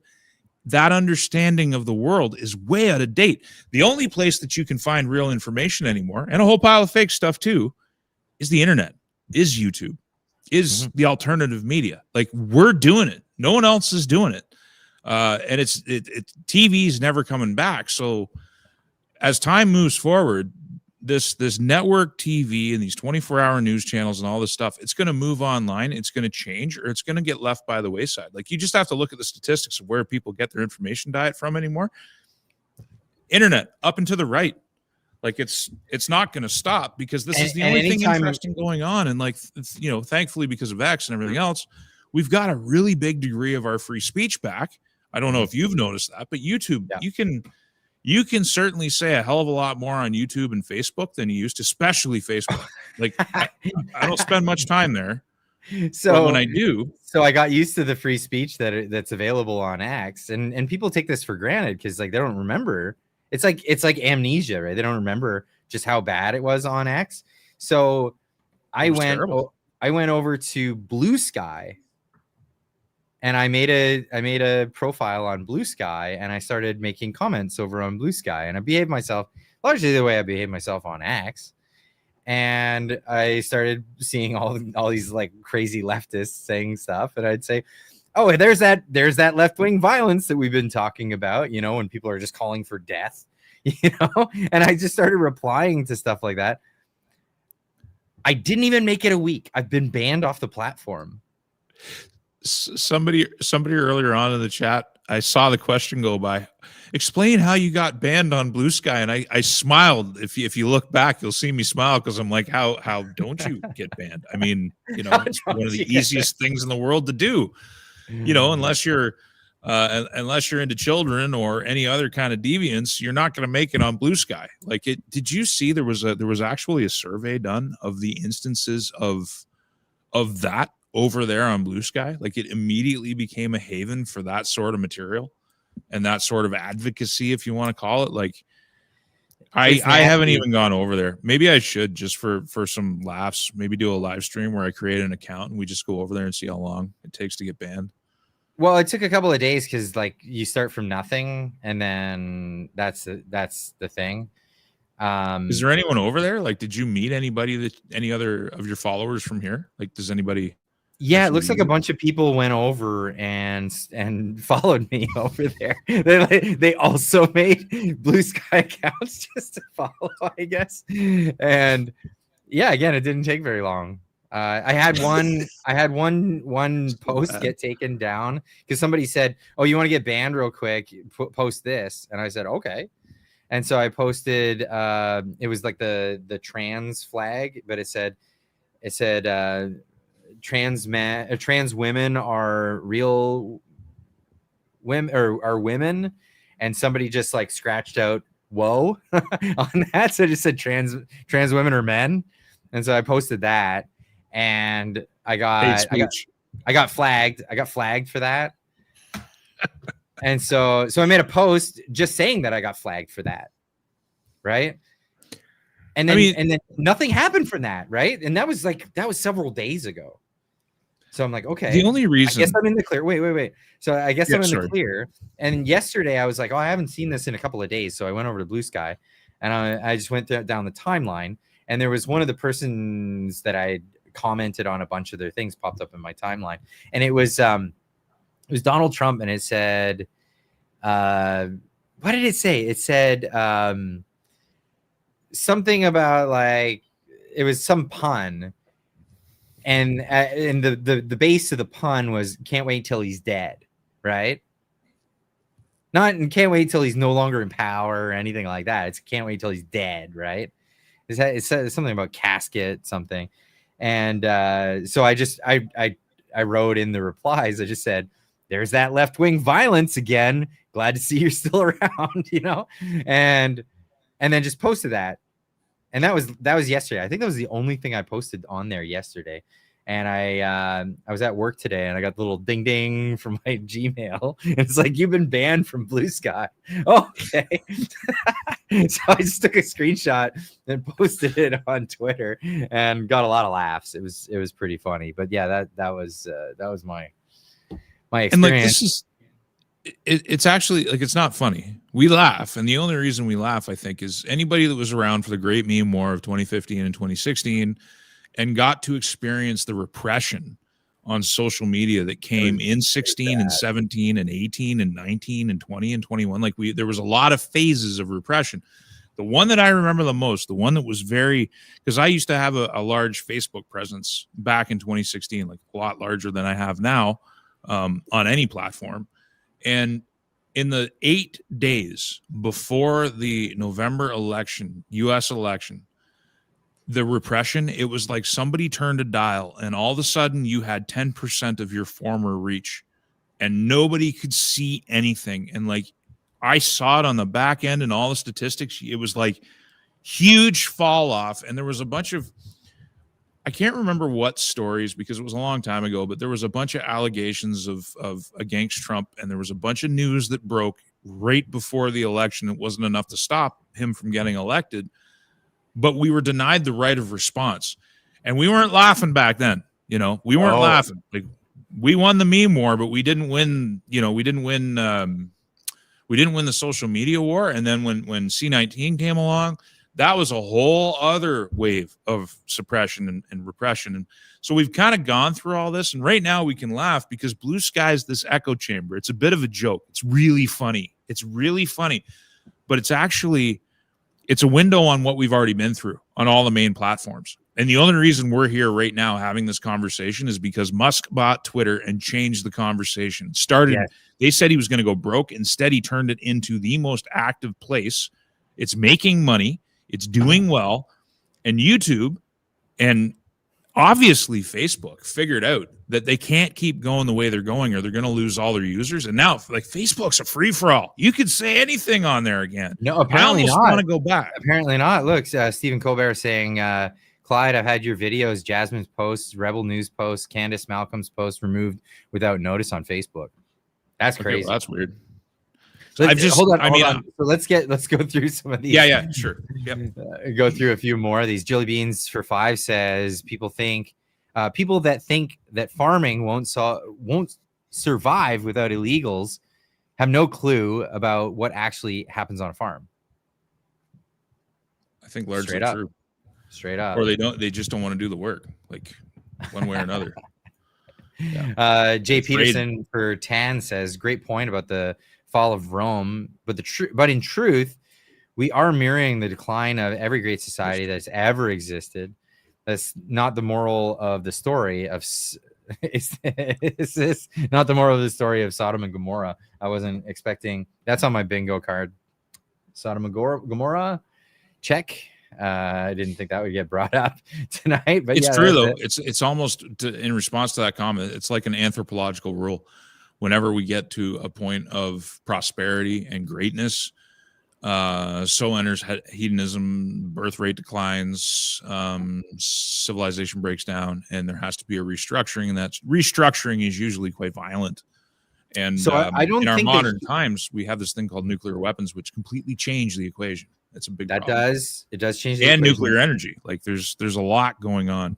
Yes, we have to break the cycle. I don't think that hedonism and the birth rate decline go hand in hand. I don't think one or the other is. I think both can come at the same time, but they're not correlated with each other. I think birth rate decline is a natural phenomenon with human beings when prosperity ensues. I think it's just people are not worried about the future as much, so they don't have a bunch of children, which is just kind of like our natural, strategy for survival. If we're not doing so hot, and I think this is something that humanity needs to overcome, and humanity can't overcome this if there's societies all over the place that are doing not well and societies that are doing well. I think what ends up happening there is when a society is not doing well, is doing well, and then the birth decline happens, they reach out to the other societies to bring in people, and all it does is it changes the demographics, and then civilization falls apart. So what needs to happen is a recognition that at a certain level of prosperity, people are just innately, naturally going to have less kids. And we need to have an economic model that doesn't depend on forever growth, because we need to anticipate the future decline and be able to react to it. And we have to have heads up of like a generation or two that it's going to happen. And until we come to that understanding, we're really, really never going to be prepared for it. And we're going to be doomed to this cycle over and over and over again. Now compare the intellectual ability that you just described and the things that we would have to do to the culture of fish lips on Instagram.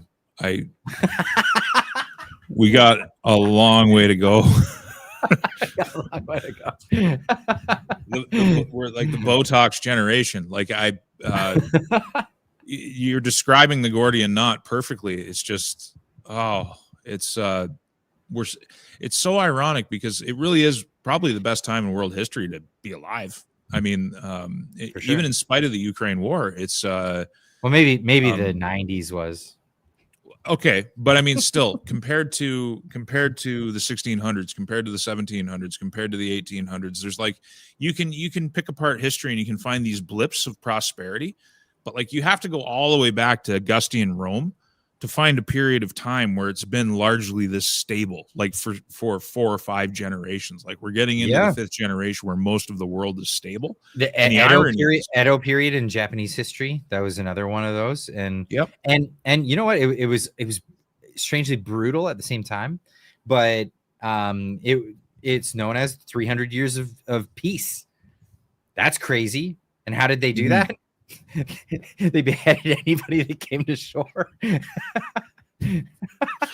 It's some extreme. Well, you have to admire even in modern times, like the Japanese ability to preserve their culture and their ethnicity and their island and running their island the way that they want to run their island. That may come to an end because they have a catastrophic birth rate problem now, just like everybody else has. They're having the same problem as here. I just watched a channel that I follow that's not even political, and it was in Osaka. There was a rally of Japan First people, and they weren't, and the media is portraying them as racists and all this stuff. And they're all they're saying is we like immigrants, we just want responsible immigrants. And an Antifa group, a Japanese Antifa group, was there to confront them, and there was a kerfuffle and all of this stuff. And it's crazy. It's happening there too, of all places. Nuts. Yeah, just to say that we want Japanese people. We don't want hyphenated Japanese people. Like we want people dedicated to Japan to become Japanese, is somehow a racist thought. And I don't know how much destruction has to be bred into every nation before we figure out that it's okay to protect your culture and your heritage. Like it's all right. It's like it's okay to protect your institutions and your way of life, and demand that your newly landed immigrants accord themselves to those things. Instead of it being like we have no core culture, we have no core values, we have no core national standards, and it's just a free-for-all. It's a multicultural fun fest, but there's absolutely no heritage. There's only one heritage that's not allowed. Everybody else, it's a free-for-all, and all you end up having is like Canada's descending into ethnic conflict, and it's not ours. It's not French versus English. It's not Native versus English and French. It's not like the old conflicts. It's completely imported conflicts. So, Hamas, Hezbollah versus Jews, or Khalistanis versus Hindus, or Hindus versus Muslims, or Muslims versus Sikhs. And like, it's like, what? How is this my problem? How's this Canada's problem? And it's going to get bad. Like it's going to get bad if something doesn't change quick in terms of the way our leaders conduct themselves and the message that they convey. And I just don't know if I have much faith in that change to materialize. You reminded me Which is of why it's another thing. It brings up a point, because you were mentioning when I first was sitting in backstage, you were talking about how people are giving you a hard time for going to the States and saying, when you leave and get out, I don't know how people can judge you for trying to do what's best for your family. Because right now, and like, I think that I think we're all trying to make the best choice we can, but I don't think there's anywhere in the world to run to anymore. I think you're picking your spot to fight from. You're picking your spot to try and carve out a future, and you have a bunch of. None of the choices are ideal. I don't even think the United States is an ideal choice at this point in time, because you don't know what's going to happen in 26. You don't know what's going to happen in 28. You don't know what tanking the US dollar, which I think is coming up, is going to do. I think the dollar has to be devalued. We don't know the outcome of Ukraine. We don't know the outcome of American involvement in the Middle East vis-a-vis Israel. So I don't think there's a perfect choice. I think there's just trying to make the best choice for your village, when the smallest village is your family. And I face the same thing. I love where I am. I love Saskatchewan, but we're part of Canada. The damage is coming from Ottawa. I mean, I saw Nenshi in Alberta make a statement on Twitter trying to blame Smith for her mismanagement on the energy file. And I'm like, bro, how do you even write that? Like, this is an Ottawa problem. So like, you know, I'm cognizant of the fact that I still exist inside of the political entity called Canada, the system. And as we started our conversation, all the problems that we highlighted, they don't go away. So like, everybody's trying to make the best choice they can and do the best they can. So personally, I wish you well on your way. So I think a lot of that comes from people who already don't like me for other reasons. So they're just throwing that out there because they're like, oh, this might get under his skin, that kind of thing. So some content creators that don't like me have called me a traitor. People on X that are slighted because maybe I blocked them because they were spamming my replies, and I've blocked them for that. By the way, if you don't want to be blocked by me and you disagree with me, all you have to do is never spam my replies. If you spam my replies, you get blocked immediately, because I don't have the capacity to follow your conversation to all these different avenues, and I don't care to. And I know that's a tactic, so you just get blocked. But if you want to engage in like dialogue with me and you disagree with me, I'm all for that. I don't engage with that kind of behavior. That's all that is. So yeah, I'll have people that'll come into my replies saying shit like that. It's like, do they believe that? Probably hardly. Like if you were to say to them like, oh, how long has your family been in Canada? And they'll say 7 generations. And you say, so you're the 7th generation descendant of the coward from that country. And they'll say, well, no, we're founding people from Canada. It's like, well, yeah, but I mean, they left that crappy place to come to this place because they were in a bad economic situation. They came here, and now they're heroes because they came here. So I'll be a hero where I go. Is that what you're saying? And just not a hero to you? Well, I don't care about that. It doesn't hurt me. It doesn't bother me. Right? So yeah, you can't let it slow you down. I mean, yeah, and a lot of the time too, a lot of the vitriol is coming from people who just don't get it. They don't have kids. They're either young or they're, you know, maybe they're not so young, but they don't have families. They don't know what it's like to worry about. Like, I don't want to offend anybody, but you can care about the future of children, but until you have your own, you won't fully understand what it's all about. Like until you, and it maybe it's not even yours. Maybe you're just one of those people who adopts. You get together with somebody, they've already got kids, they got young children, and you adopt them as your own, and you actually raise them as your own. You do that whole thing until you have that kind of, I don't want to call it ownership, but it's like you have this obligation to shield that and try and think about its future and think beyond your own life. Like the way my thinking has shifted since I had children, like I just think a lot of the vitriol comes from people who don't have that stake, and it's just, there's a maturity that comes with it that I think it's hard for some people to attain that maturity until they have children, and some even have kids and don't ever attain that maturity. So let's be honest. Not everybody's great at that job. So you have a beautiful family.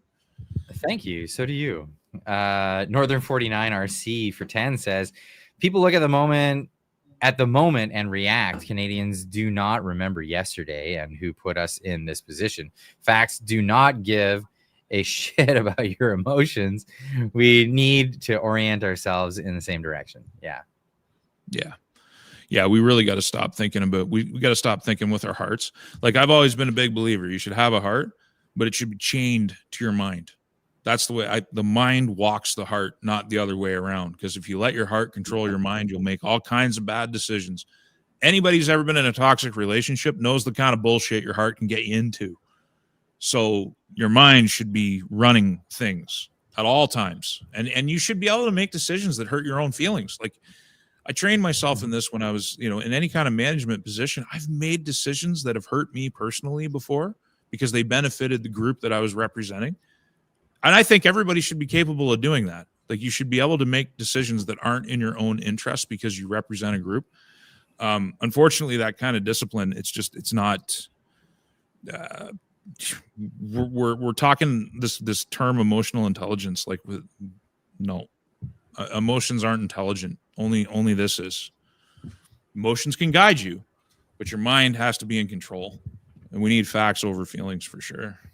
I don't know if that's what they're talking about when they talk about emotional intelligence. Emotional intelligence is the ability to decipher what it is your emotions are telling your logical mind. Yeah, I guess my issue is that term, it's not always used in that way. Yeah. It's like, it's not. There's a very toxic connotation that comes with that, where it's like your feelings need to guide you, and it's like, no, your intuition. No, that's not absolutely. That's the opposite of what that means. Someone who reacts to everything has a low emotional intelligence. So somebody who can't experience certain emotions, or say they're certain things just don't affect them because they've been desensitized to certain things.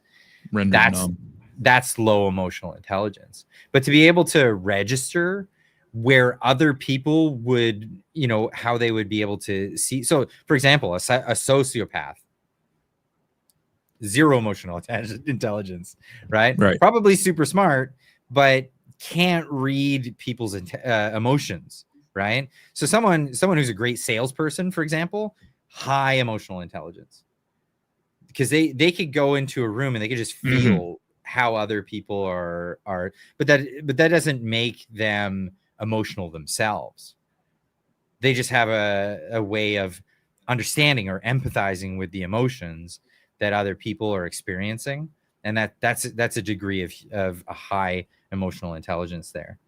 So yeah, I wouldn't disagree with that at all. I don't think that I don't see that term being used that way. Oh yes, soccer moms want to tell you that just being vapid and wanting to see the manager. I guess Karens would say that they're high in emotional intelligence, but they're not. Right. They're actually very low in emotional intelligence. They're just highly emotional, and they just want to put intelligence on that word as if that makes it better.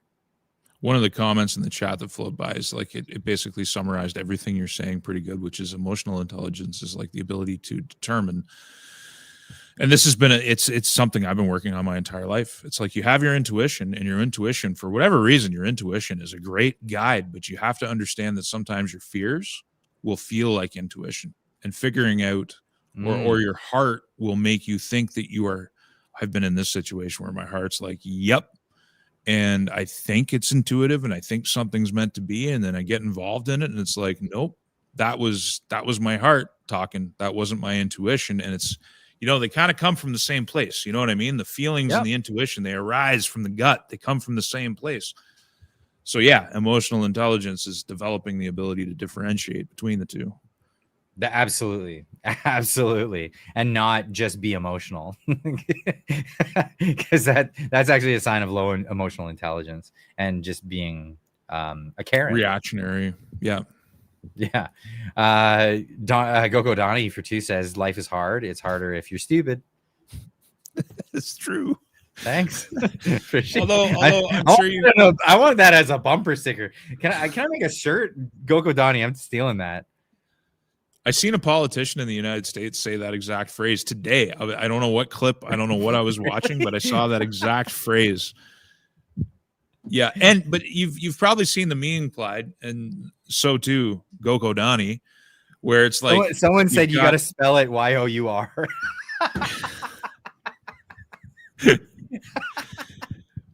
I'm a big fan of those memes though, where they have like the knuckle dragging low IQ guy, and then they have like the serious Sigma 160 IQ guy, and they both agree, but the person in the midwit in the middle just doesn't get it. Have you seen those memes? No, I'd love to see that. Honestly, the midwit kind of looks like us with the glasses and everything, but he's like crying and reacting and being all emotional. But like the dumb guy and the really smart guy get it, but they get it for different reasons. Oh, it's like the maybe there's a glitch in the matrix where being incredibly ultra low IQ actually makes you immune to being manipulated. I don't know. Too funny. Nitro for 5 says we are on the verge of total collapse, and if that doesn't happen the USA can end us in seconds. It can.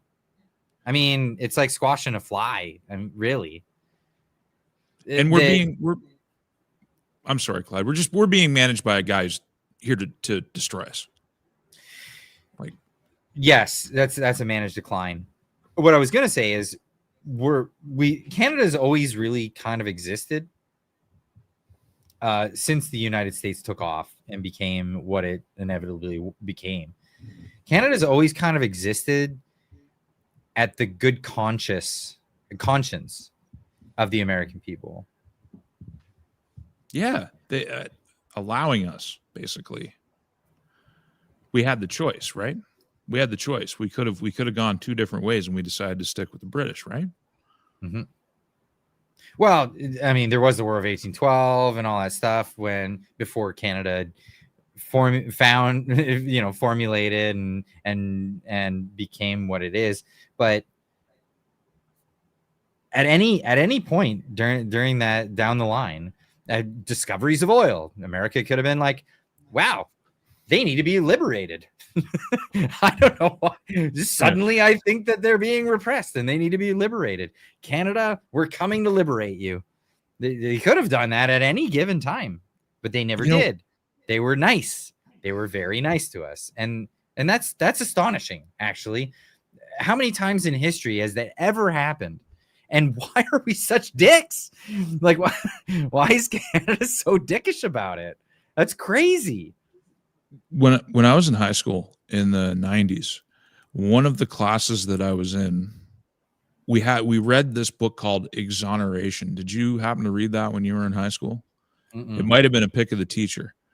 But this was when I had a sense of nationalism when it came to Canada, when I believed that the Canada that I was raised to believe existed. I still believed at that point that it existed. But Exoneration was about that very thing.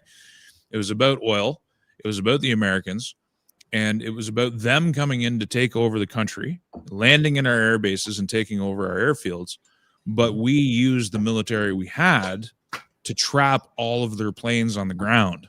Once they landed, we allowed them to come in and land, and then we surrounded them. We blew up one of their planes, and then we basically forced the Americans back across the border with some kind of negotiated settlement. It was such a cool book, and there was a sequel that came out about it as well. And I read those books, and I'm like, I carried that forward into the future. I'm like, if Canada was really serious about its autonomy, it would design a military that wasn't, because we have a lower population base and we have such a big landmass, but you could design a military that was just basically centered around doing the most harm to any potential invader, such an amount of harm that you might lose the war, but you do so much harm that it dissuades them.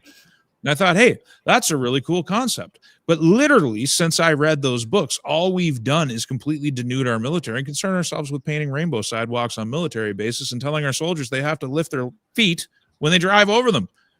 Like, you couldn't have gone in a more opposite, counterproductive direction. And the whole time we've been doing it, we've been giving the Americans the big middle finger.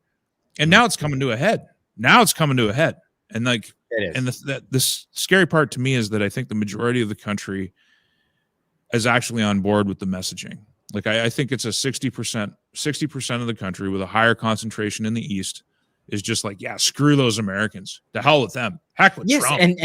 This is why there needs to be delineation. And I think the Alberta Prosperity Project is a great start to say, that's you. That's you. You wear that, take that one to the bank, and we're gonna go the other way, and we're gonna love our neighbors. We're gonna be faithful, and we're gonna be grateful, and we're gonna have a great relationship with them. That's what we're gonna do. And you guys can wear that, and you can own that, and you can be that little shithead at the bar that's picking fights and going, hey, my big buddies are gonna take care of you, you know. and then it turns out, well, when Brad, you know, when it really comes down to it, you're gonna do nothing about it. You've got nothing to hold. I mean, Ontario, what does Ontario have? Steel mills that moved to Canada because there was an overcapacity at one time. They no longer need it. They're going to move the manufacturing back to the United States. Automotive manufacturing that was only there as an overcapacity at a time that they needed more manpower. Now they don't need it anymore. They want to move that back to the United States. What else does Ontario have? They bottle whiskey, right? Yeah, yeah. That's it. They don't even right? like. There's so many ways that you can pick that apart and parse that. I mean, for some reason, apples come to mind. I think there's only 1,200 or 12,000 acres of apple production in Ontario. And the only reason it comes to mind is in the 1960s, Ontario was very self-sufficient in food, produced all of its own fruits. It went to canning factories down in Leamington. I did all that stuff. I grew up in the area. I remember Green Giant having their factory right in Tecumseh. I don't think that even exists anymore. I think it burned down a number of years ago. And where is all of that? Where has that gone? Sorry, the chat's just, we got Doug Ford, ROFLM. Yeah, you got Doug. Listen, I broke the seal, so I'm gonna have beer. I broke the seal earlier, so I'm gonna have to give you. Yeah. Give her. Yeah, we need John Candy. Well, I mean, you have bargain John Candy and Doug Ford. I mean, he's not quite as funny as John, but he's still kind of funny. The big statement dumping out a bottle of Crown Royal, wasting, which is pretty much what Ontario is good at. But yeah, like I was saying, I have a tweed jacket that was my father's. It sits in my closet. I only wear it. The only 2 times I've worn it recently, well, that was my dad's wedding jacket. It doesn't matter. I've got this jacket. And he used to work on his dad had a 100-acre farm, and they grew fruits and vegetables to send to the canning factories. And it was a good business model. And then one day they went to a wholesalers meeting, and all of the buyers said, go into a different line of work because we're buying it all from Mexico and California from now on. We'll see you later. Everybody went into tobacco, and they all lost their shirts. And we have been like, Canada does not have a fortified economy. We could produce all of these things ourselves. We could produce manufacturing. We used to do that.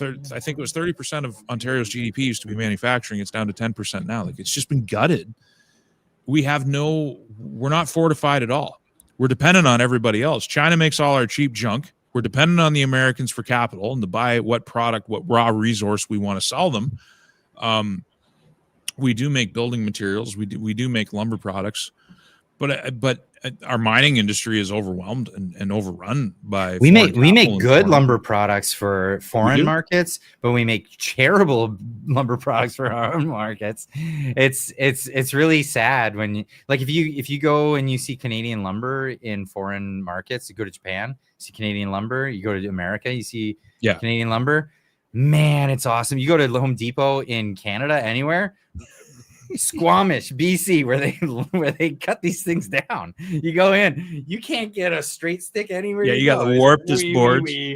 Yeah, $8 a 2x4. Heartwood, like everything's heartwood. Everything, dude. Was it even?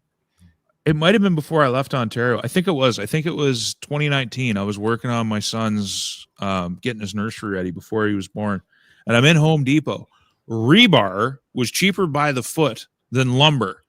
And I remember sending a picture to my wife, and I'm like, I know you don't care, but I'm going to go off. How is it possible that a steel product is cheaper than wood in Canada? Like, what has gone wrong here? Like, something's gone off in the economy. Yeah. Ontario produces the most gaslighting per cubic, whatever the F, from Shit Wrangler. The chat's awesome. This is why I do the Friday streams, because it's just so much fun. But yeah, here it is right here. The CEO of Algoma Steel says Canadian steel has no practical foreign markets beyond the U.S. No, it costs too much to ship. It doesn't matter how cheap you get shipping down. It doesn't matter the price of oil. When you got to move this stuff thousands of miles, not kilometers, miles, to get it to market. I mean, we can't replace the United States. We shouldn't even be talking about trying. We should be repairing relations. Like, it's so silly. Despite that, we're gonna give Algoma Steel $500 million in federal and Ontario loans. Print some money. Why not just print money? Print money. We can fix everything by printing more money. Unreal. Great comment from Stephen Colbert. Says, here in the United States, we have no desire to squash you. As I said earlier, I grew up believing that when referring to Americans, I assumed Canadians were part of it. It's like as if we were like just some state way up there. Like we're like Nebraska, just all over the place with the same accent too, by the way. Most Canadians have a Nebraska accent. When they actually encounter the outrage, like, and you actually show it to them, they're genuinely shocked, and not just shocked, but they're also like, they're shruggy. It's like a shock that passes very quickly, and then they just go on about their lives, and we're just jumping up and down hysterically up here. And that's I love the South Park portrayal of Canadians, because it's so fitting. It's like they created this whole other character. It's got a whole like other look to a character than any other race of humans. And it's the Bootmans and stuff with the bobbling heads, and they're just ridiculous characters. And you don't hate them, but you're like, okay, your problems are what? Yeah, whatever. I can't show any clips, by the way. I would pull up a clip of the South Park, but they're pretty bad for copyright claims. There's a guy in the chat named Kevin Vaughan. He's wondering, he's like, how did he pee so quick? I don't know how old you are, but he probably has a well-functioning prostate, and like, he's healthy. So I'm healthy. Yeah, man. Just it just power pee. Whoop, power right pee. out. Roop right out. Done. Quick little wash of the hands, and boop, I'm out. Beer helps too. I mean, it builds that pressure, right? Oh yeah, the pressure is right up there. And I haven't had beers since last weekend, so I'm like, woo, it's one of those things, right? Yeah. It goes right through you on a Friday night. Joe Bobby Cat, Joe Duracell for 2 says, "You're better than nothing. Love you, brother." That's that compliment. I love this compliment on the channel. Steve's Hyde jumping in for 5 says, in 5 years, CBC might say alt-right podcaster Clyde says he's doing something. We think that's dangerous. No joke. That's actually been said about me. Said about me. Oh my, that he captures the writing of the headline. That's perfect. Yes. That's just perfect. We think that's dangerous. That's should exactly say how they structure it. It should actually say experts say this may be dangerous. Because they don't want to take responsibility for saying anything. They always pawn it off. Yeah, they gotta frame it like a expert. Throw a question mark on the end. I actually that happened to me. So there was a writer for the Toronto Star that got in touch with me and said, "Oh, I write for the Toronto Star. I'm doing a book talking about political people on YouTube." And I thought I'd include you, so I peeped her. I'm like, "Who the heck is this?" Writes for Toronto Star. Used to be an interim leader for the Green Party at one point when Elizabeth May stepped down at one point. And so I looked at some of the articles she wrote, and she wrote one article about Pierre Poilievre and an exchange he had with David Atkin. Do you remember that exchange where he's like, he wouldn't let him talk when he came out for the press conference? David Atkin just kept interrupting. And he's like, oh, liberal Vaguely, heckler. Yeah, liberal heckler. It's like a year and a half ago. And maybe even 2 years ago. And so I made a video about that saying like, oh, check it out. He's trying to be Jim Acosta. Like, talk about Pierre Poilievre bringing American politics. This guy's pulling a Jim Acosta. It looks like he's bringing American politics. And so that was the joke. So she wrote in the article, a prominent right-wing YouTuber compared David Atkin to Jim Acosta. That would be funny if it wasn't so dangerous. And then just moved on, right? Just moved on in the article. And so I had some correspondence with this lady, and I'm going back and forth with her, and I'm egging her on. She's thinking she's going to get an interview out of me, right? and I'm like, I'm egging her on, like, oh, tell me more about yourself. And oh goodness, wow, what books have you written? And then I got to the point where she was like, yeah, I'm just looking to get more information from you, and just want to get to the bottom of things. And I said, like, getting to the bottom of things, like in this article, when it appears you're mentioning me, because it seems to be the thing, when you said this, and I quote her, and I said, was it me that you were talking about? By the way, you never did get to the point of why that was dangerous. Could you elaborate to me that, or could you elaborate that to me now? And poof, she was gone like a magician. It was like a ninja with a poof, puff of smoke, and bye-bye. It's amazing. Why can't these people ever call me? Like, I get jealous. Like, when am I going to be successfully labeled a far right influencer? You know, I say dangerous things, CBC. I'm sure, like, I got a simple sounding 2-syllable name. I mean, you could really do some good copy with it. Rhymes with a lot of stuff. I'll tell Somebody you in the comment section said, Sash says CBC, independent media exists. Experts say that's dangerous.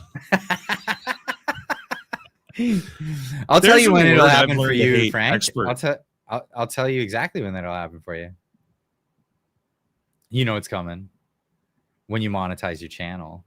Oh, I didn't even see it coming. You didn't. I didn't. Wow, really? You got me. That's when it'll happen. When Google's algorithm starts just pumping it out, that's when it'll happen. We need to start a drinking game where every time we talk about monetization, everybody has to drink. The whole chat will just be loaded. What do you? I brought it up once, and I'm never bringing it up again. I just had to do that in that moment because it made sense. So Trish Prue also for $6.99 says this boomer loves you both. Also, mostly lefty boomers were the ones to kick the can down the road. To kick the can down the road. Debt. Yeah. That's true. It's true. Although, you got to give Paul Martin a bit of credit for balancing the books at least once in the last 3 decades. It did happen once upon a time. So, Paul Martin, he was like prime minister for like 3 days. He was the finance minister under Chrétien. And then he was prime minister for a minute. And then Harper came. Well, no, because there was the coalition, Stéphane Dion and the Bloc leader and Jack Layton were going to try and form a government, and then Harper prorogued. I'd have to really think about it. But anyway, yeah. They did balance the books once after Father Trudeau created the national debt out of thin air. So that's the thing. Sasquatch Chronicles 999 says, the guy I told you about earlier was Canadian. He grew up in Ontario. Didn't know who Carney was. I called him an American because we claimed him now. should have clarified. Well, appreciate that. Really appreciate you bringing that up. Angela Cordoso member for 20 months. Thank you, Angela. Thank you so much. Says, I'm crazy. Am I crazy, or is Western civilization being dismantled? You're not crazy. No, you're not. There's it's a concerted plan. effort. I think there's a concerted effort to make that happen. And there's no accident. But because if Western civilization exists still, then there will always be the example of life's better over there. Why don't we do things like that instead of, I don't know, the serfdom that they have, that they hope for? whatever these World Economic Forum Davos types are really hoping at the end of the day. I think it's a pipe dream. Personally, I think it's hubris. I think they think, oh, we'll do it better. It's like everybody who tries socialism. Well, they didn't socialize the right way. They didn't do the socialism. They weren't true socialists. Let me show you how it's done. And then millions of people starve and die, and the usual. Studio 778 for $6.99 says part 1, Canadians traded freedom for comfort and called it peace. They mock truth, obey lies, and think silence keeps them safe. Part 2, part 2, the world's forgotten how bad war truly is.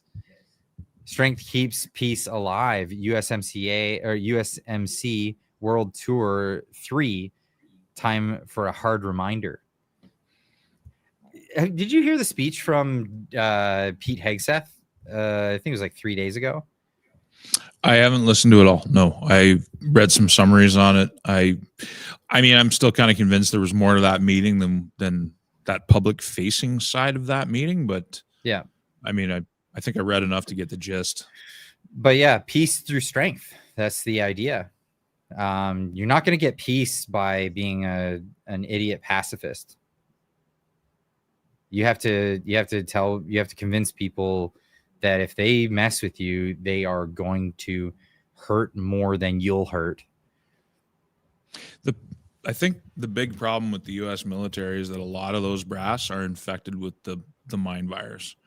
So maybe that was all there was to that meeting, is that there's an acknowledgement by Hegseth and Trump that there's a structural problem in the command structure of the U.S. military that the troops seem to all universally be protesting against. But you know, I think maybe that's enough. But I mean, you know, I'm looking at Venezuela. I'm looking at the 4th boat that got blown up today. I didn't even you know, I haven't had a chance to talk about that yet, but I mean, they've probably got enough forces assembled that they could hold some key airfields and locations in Venezuela without too much trouble. I think that's coming. Like, I think America's going to go into Venezuela. And I've thought that even when I thought that the Ukraine war might end and America could extricate itself from the overseas empire and start drawing down, the other side of it was going to be a much more assertive United States or Fortress North America in the Western Hemisphere, you know, even as they kind of pulled back from the old world's problems. But I'm not sure now. Now I'm wondering if we're going to get it all. You know, we're going to get continuation of the war. We're going to get a war in the Middle East, and we're going to take over Venezuela at the same time. So I don't know. But it's certainly looking more assertive, you know. It is looking assertive. And you're going to need that war first. I don't, and I don't see Trump getting into because he's proved himself to not be the forever war type. I think so.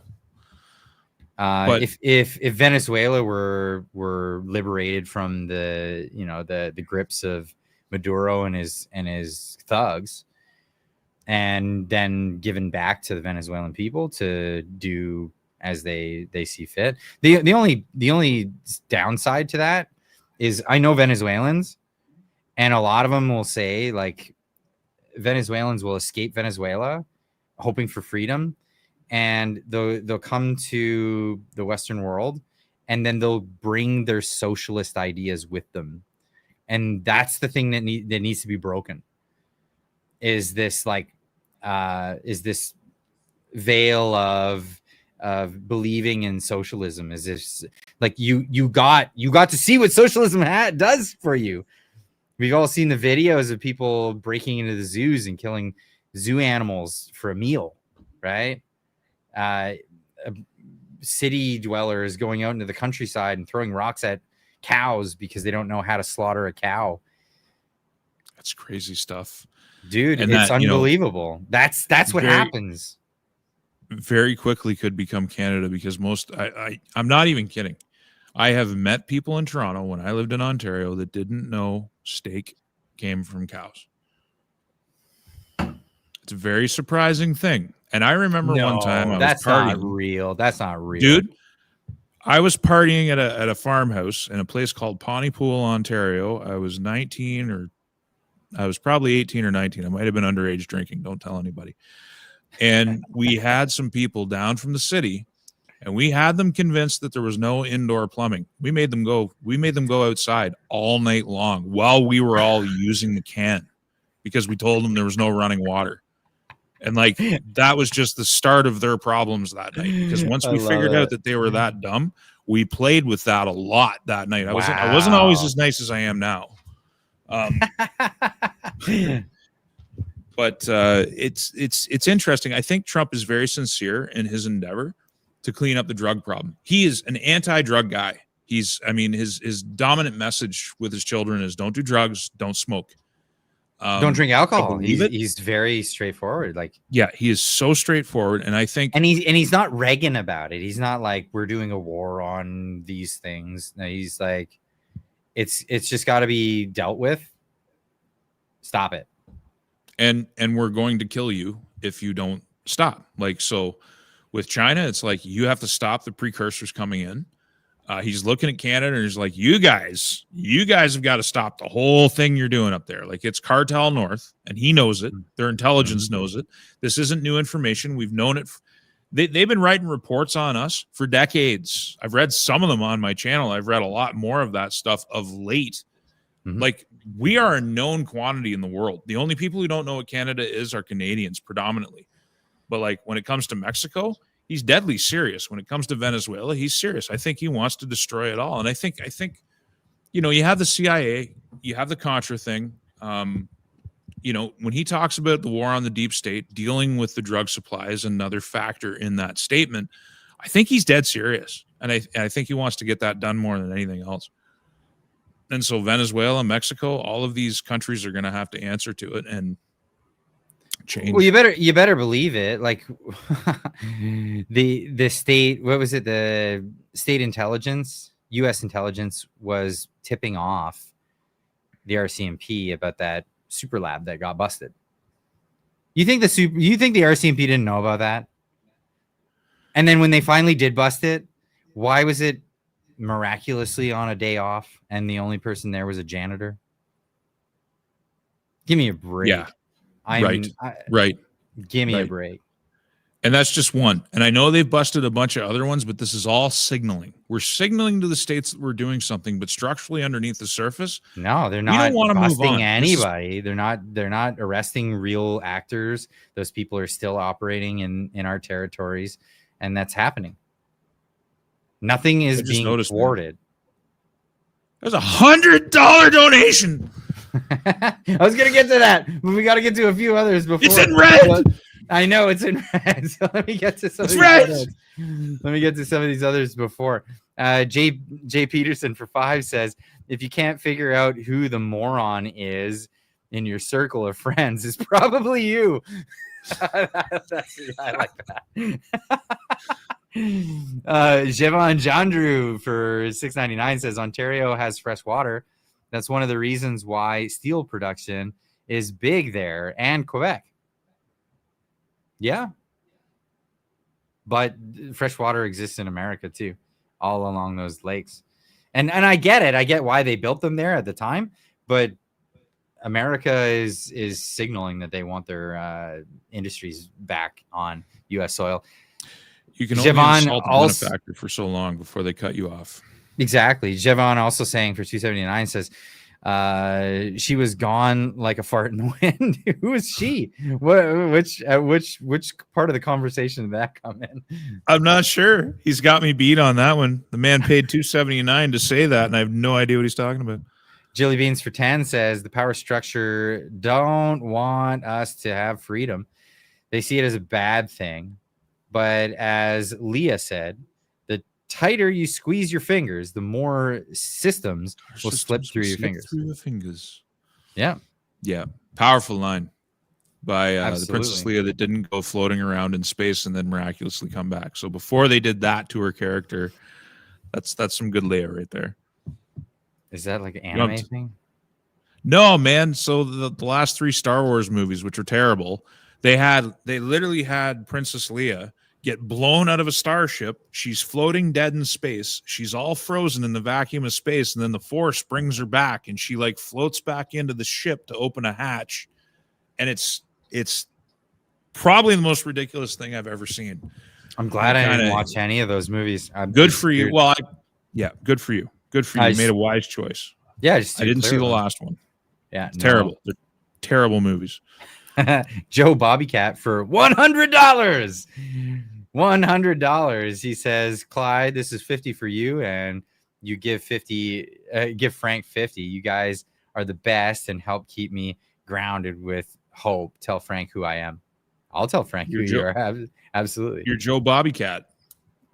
Joe Bobbycat, Joe Duracell used to be. That's a nice cat, actually. Look at that cat. That's like a nice furry cat. That kind of looks like mine, except mine's gray. All right. Well, I'll make sure Frank gets this. No. Don't you worry. Don't you worry. Frank knows that I'm good for it for sure.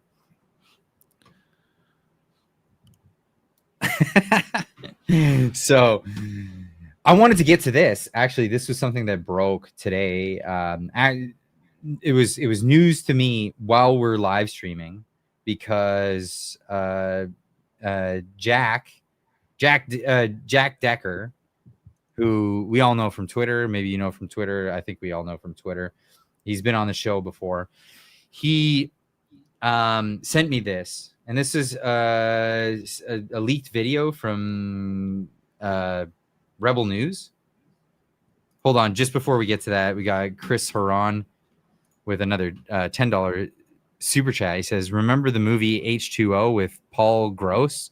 If not, you should watch that." No, I don't. No, I don't. But if it's an older movie, I'm down.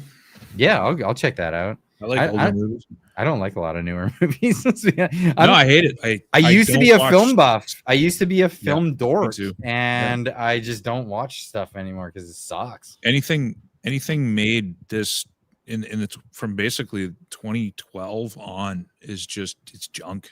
It's all junk. It's hard to find anything good, so I just gave up.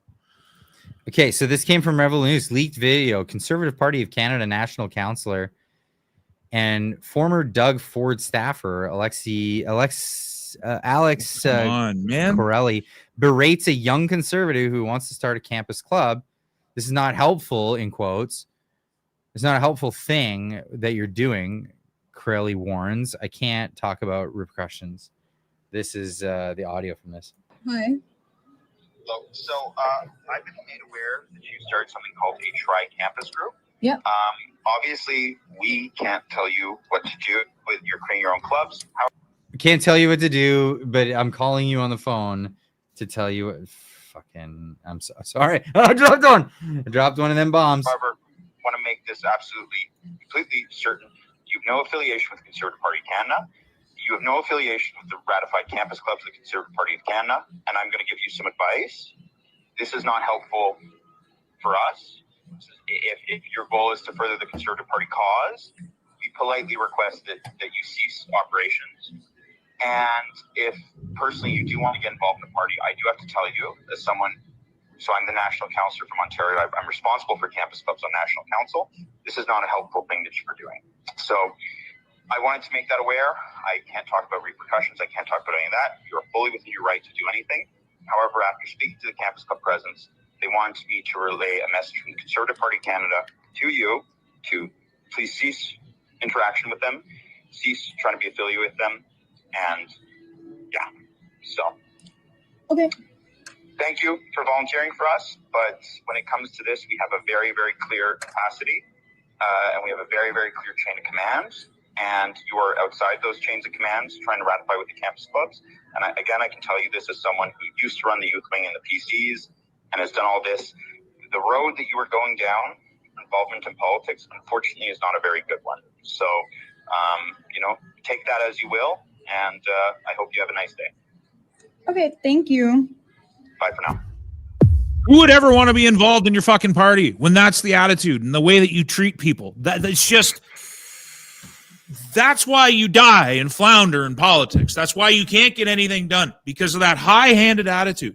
There was only one good thing in that entire sequence, and that was when he said, "Thank you for volunteering for us." But it was also the most insincere thing in the entire exchange. Sorry, Clyde. That's infuriating. That is infuriating. Don't apologize to me, man. I'm on the same page as you. That's unfreaking believable. That's unfreaking believable.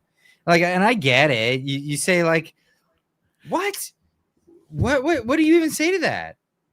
But this kid, I'm going to call him a kid. I don't know how old they are. I'm going to call him a kid anyway. This political person that's not this kid in political terms is trying to do something positive, independent of the party politics, and basically being told that if you do this, you will have no future in the Conservative Party of Canada. I was told the same thing years ago, that the things that I was saying and the things that I was doing, I remember one staffer wrote me and said, "How does it feel knowing you will never, ever be able to run under the Conservative Party banner for the rest of your life?" And I said, I care. Like, I care that that'll ever happen. That same staffer, by the way, if for whatever reason that person that was targeted in that video is watching this or ever sees this, the same staffer that told me I would have no future a year and a half ago reached out and said, "If there's anything I can do for you within the Conservative Party, you just give me a call and let me know. I'll help you out." Because I don't know, I said something or I did something. I don't even remember what the circumstances were, but all of a sudden the story changed. So politics is very fluid. And by the way, I never returned that message because like someone like that can snap the story, like that's just disgusting. That's so heavy-handed and so wrong-minded. It's just that infuriates me. Yeah, it's infuriating. It's absolutely infuriating. What? I mean, we're talking about a Nazi club here. Like, were they setting up like a communist branch of the Conservative Party of Canada? Like, what was so heinous? Why wouldn't the Conservatives want more outreach? Like, I don't know. Maybe I don't know all the circumstances, but none of those were explained. Like, that's just a heavy-handed. Here's a list of consequences. Here's a list of instructions. Thank you for volunteering, but your future is very limited if you go forward with this, which pretty much means even if you back down, you're going to have a red flag over your head anyway. Like, you've already screwed yourself. Like, unbelievable. That's bad. Bad stuff.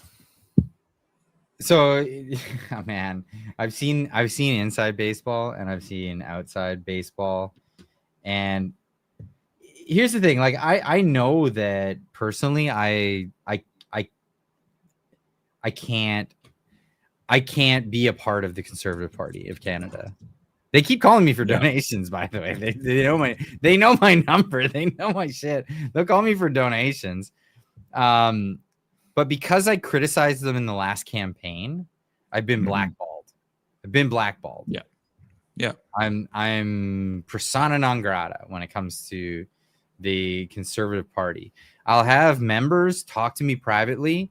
They'll tell me stuff, but they can't be on the record.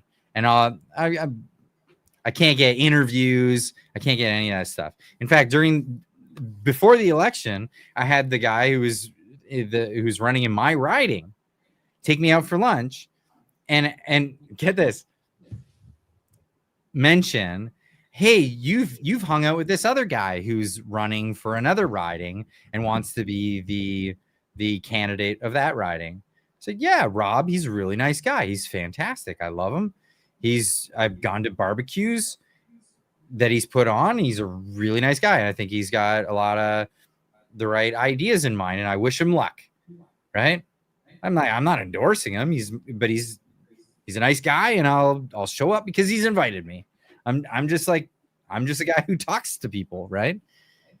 He said, "Yeah, well, he's not one of our guys." Okay. That's fine.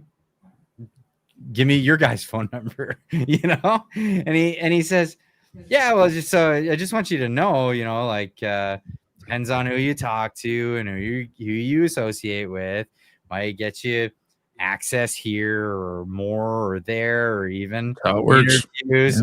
Yeah. I said, "Oh yeah, is that a quid pro quo?"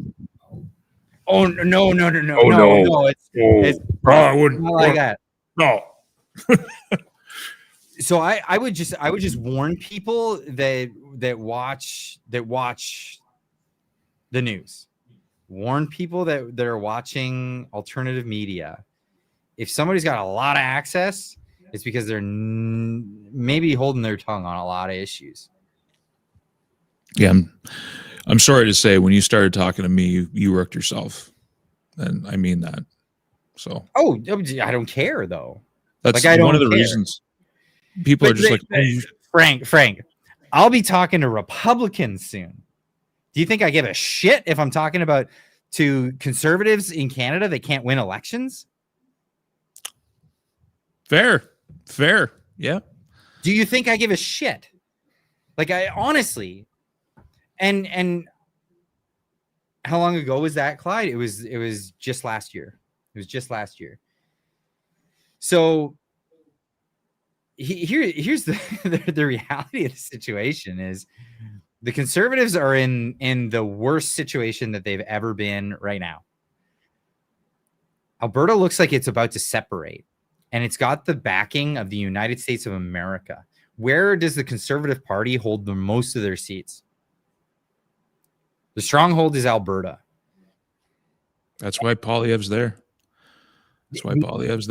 The thing that Poilievre and the Conservatives could do to gain a little more trust and possibly do anything is perhaps raise Albertan issues right now in Parliament. Right now, how many Albertan issues have been raised in this sitting of Parliament since Pierre has gotten his seat as the leader of the opposition? I don't know the actual answer, but my guess is none. Because Alberta and the West are taken for granted. They will always vote Conservative. They'll never get off the plantation. And we have to worry about making sure we don't offend Ontario. And for some reason, Quebec, we'll throw Quebec in there, even though the Conservatives can't win there to save their lives. Mm-hmm. So again, they're just they take it for granted that the West is always going to vote Conservative. And again, I keep saying it. I often think of a scene from Scarface, actually, when Montana's about to steal Frank's girl. And as she's walking away, he says, "When are you going to learn, honey?" And I think about that in Western Canada. When are we going to learn? When are we going to learn? This is the abusive partner. These people suck in Ottawa.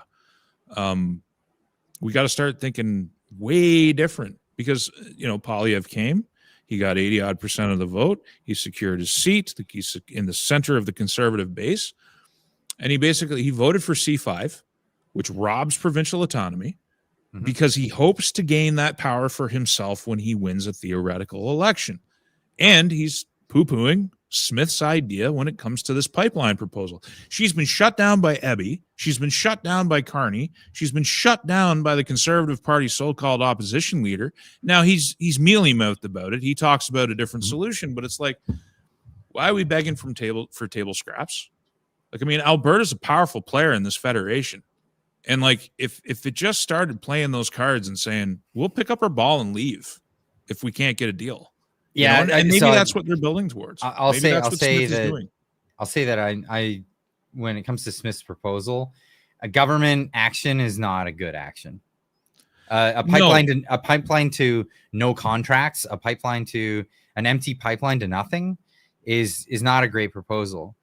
Now, better proposal would be maybe we should go down through Montana and then go out to the coast through the United States. I know that doesn't sound great right now, but it does with an independent Alberta. It absolutely sounds great with an independent Alberta. Just bypass Canada altogether. The amount of people that say Alberta would be landlocked. Are you kidding? Alberta's landlocked right now. Alberta will be have access to the oceans through trading partners, solid, good trading partners. If this circumstance changes, that's absolutely correct. There's other countries in the world that are landlocked. Switzerland comes to mind. Liechtenstein, Czechia comes to mind. We can keep listing nations. Kazakhstan, Uzbekistan. I think we're talking about some energy powerhouses. They seem to do all right. There's international treaties governing their need to get to ocean and get to port. Like it's just a weird talking point. I mean, Luxembourg is landlocked. Landlocked only matters if you have hostile nations around you. And that's a great point, because it shows the initiative of Canadians and their viewpoint of Alberta. They want to landlock Alberta so that they can have their way with them. And I hope for Alberta prosperity. Again, I'm rooting from the sidelines. I don't have a stake in this. I'm in BC. I'm moving to Texas. I want to see Alberta do well. I want to see them be prosperous, because I hope for that.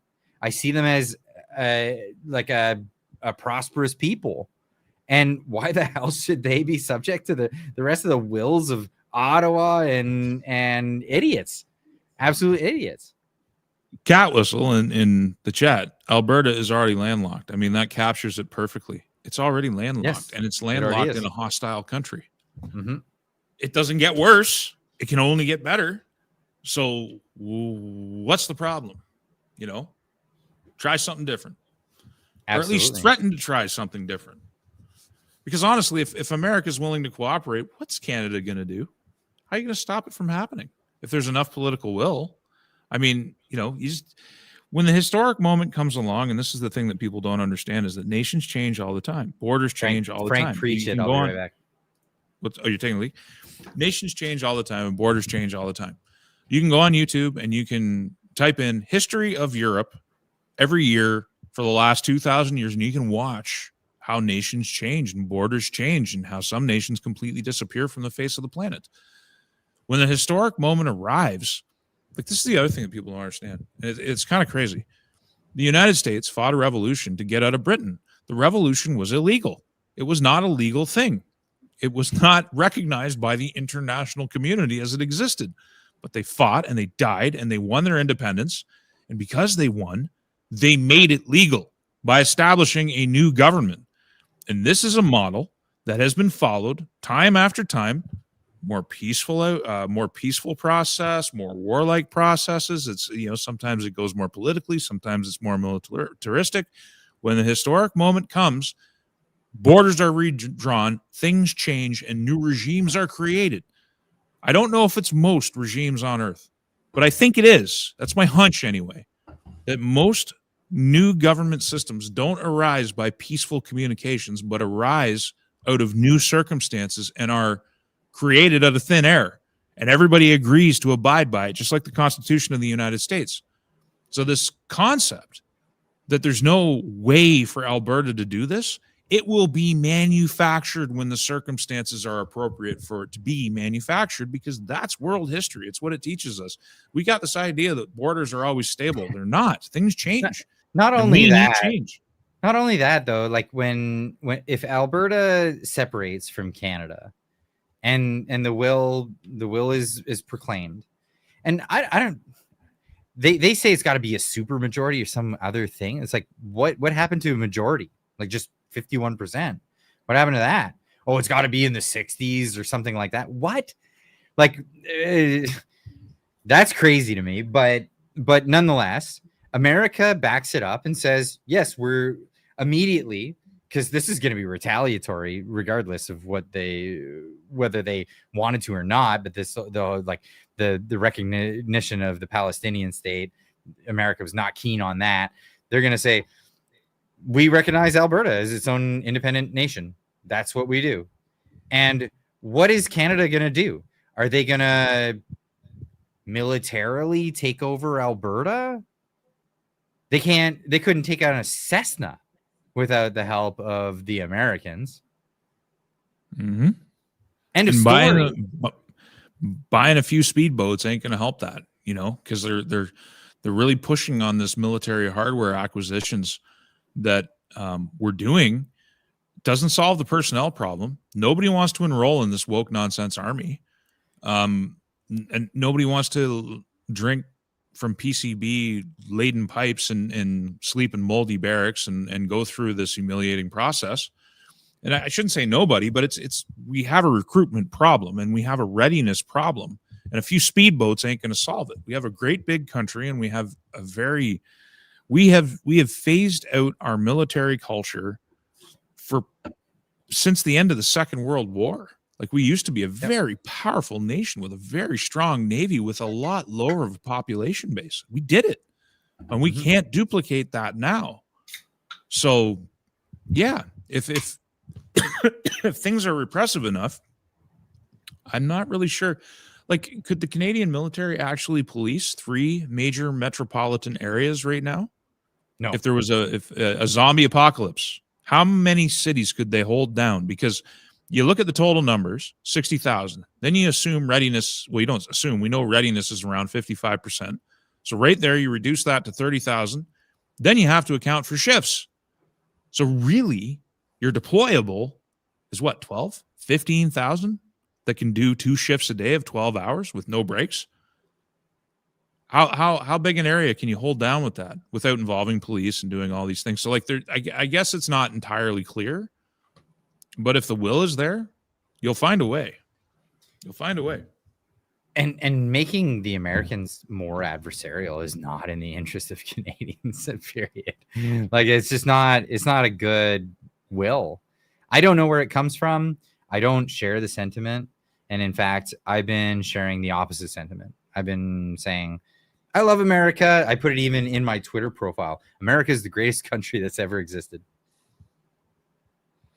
It's the best the world's ever done. The Constitution is the best the world's ever done. And it has its problems too, but it's the best we've ever done. And like, I'm not an American, but I'm proud of it. Like, I'm proud of the Constitution. I'm proud of the Republic. I think the balance between the House, the Senate, the judiciary, and the executive, I think, is such a beautiful blending. And of course, it has its flaws. Like, these men lived their republic, which has become an empire. This is interesting too, is that the Republic has survived becoming an empire, whereas in Rome, when the empire grew, the Republic succumbed and it became a truly imperial system. The Constitution and the Republic is still very much alive within the U.S. border. Outside of the U.S. border, it's the empire. But that's an interesting differentiation, you know? That's a marvel. Like, that's a marvel of modern human history. And it's something, I mean, I don't know why Canada doesn't look at that and go, or Alberta doesn't look at that and go, man, you know, we could do that, or we could build on that and do it better, you know, like, we could modernize it. Like, why would you cling to the Westminster system? It's so backwards and terrible. The charter's so terrible. The way that the design of this country sucks, you know? Why wouldn't we want better? And there's just nobody calling for that. There's no vision just yet from on high. And I'm kind of hoping Smith and Moe get around to it, you know? I have to hope that. Also easier.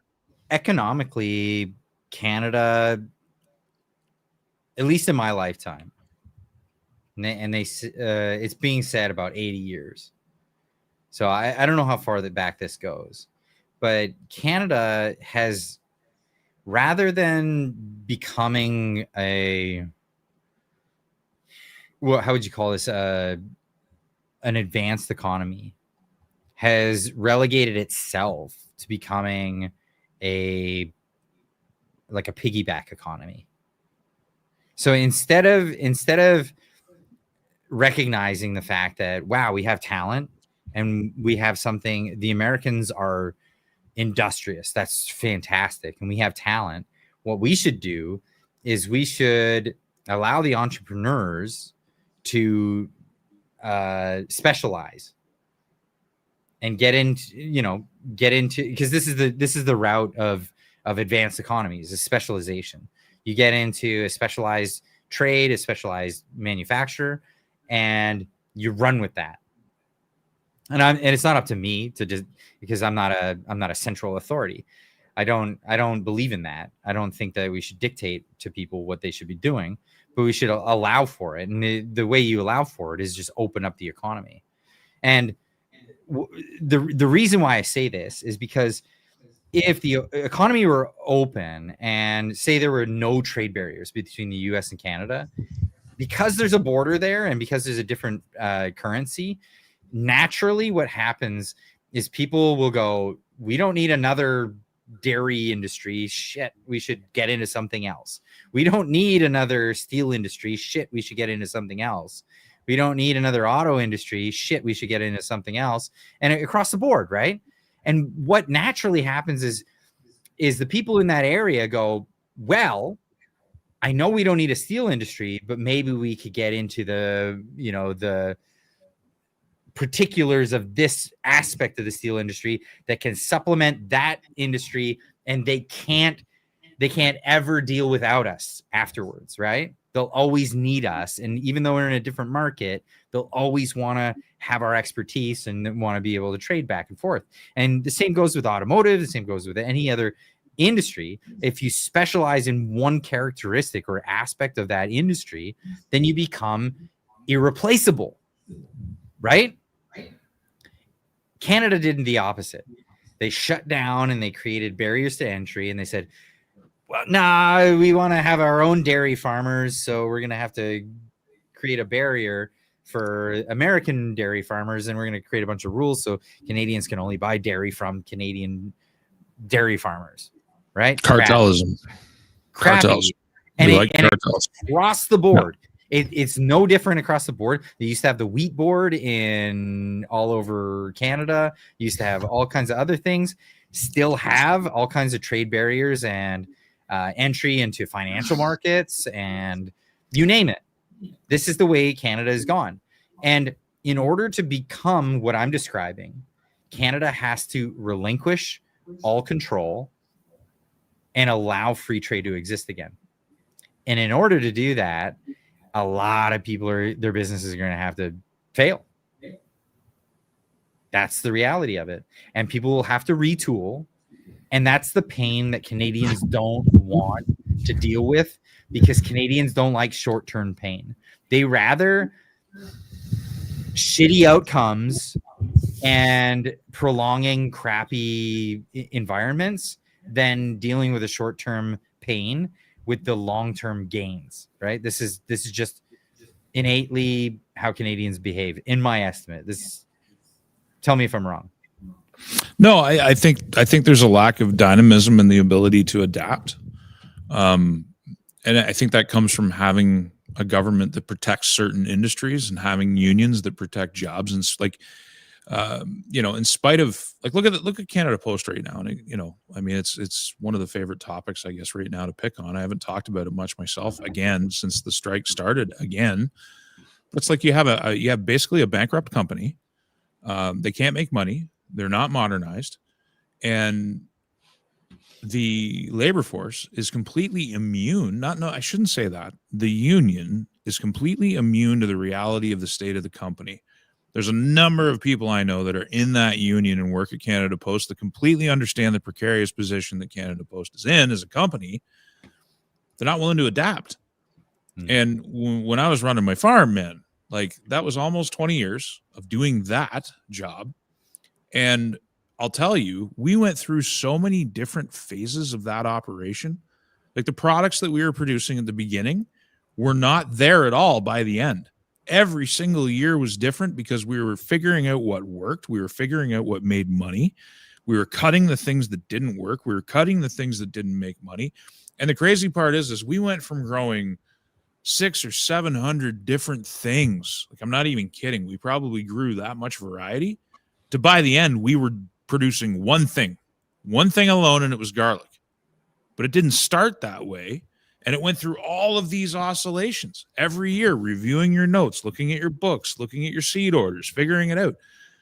That's called, flowing. And in the process, and this is the important part, because you're talking about becoming indispensable. That's right. In the process, we created a client base because they respected us. They respected the way that we operated. They would have bought anything I wanted to sell them because they weren't just buying our product. They were buying us because we became indispensable to them. We socialized. There was a community that was built around the whole thing. And one of the hardest things to let go of moving out here was that. Like I left that's all gone. I don't have that anymore. And like I feel that every single day. It's like I lost my land. which I put so much time and sweat and blood into to make one of the most fertile pieces of land in Eastern Ontario. I'm sure of it, with natural fertility. And I lost all of these loyal customers. Many of them I didn't even get a chance to say goodbye to. But again, I had to do what was best for my kids and their future. And so that's, and I also think that the country is changing so fundamentally. And again, this just goes to what you're saying about dynamism. The country's changed so fundamentally. I can be in denial of it, or I can read the tea leaves and the writing on the wall. And I said years ago, like years and years ago, that I wanted to get out west and it was going to be my hill to die on. And I find myself here now. So that should tell you something about what I see of the state of the country. So welcome to life. It doesn't stay the same. The age of, like, maybe if you're a tradesman, but even that's you're gonna be dynamic when you're in the trades. But like the idea of getting a government job or a postal job or a manufacturing job and working there for 45 years and retiring safely with a pension's gone, man. Yeah, like it's gone. It's been gone for a while.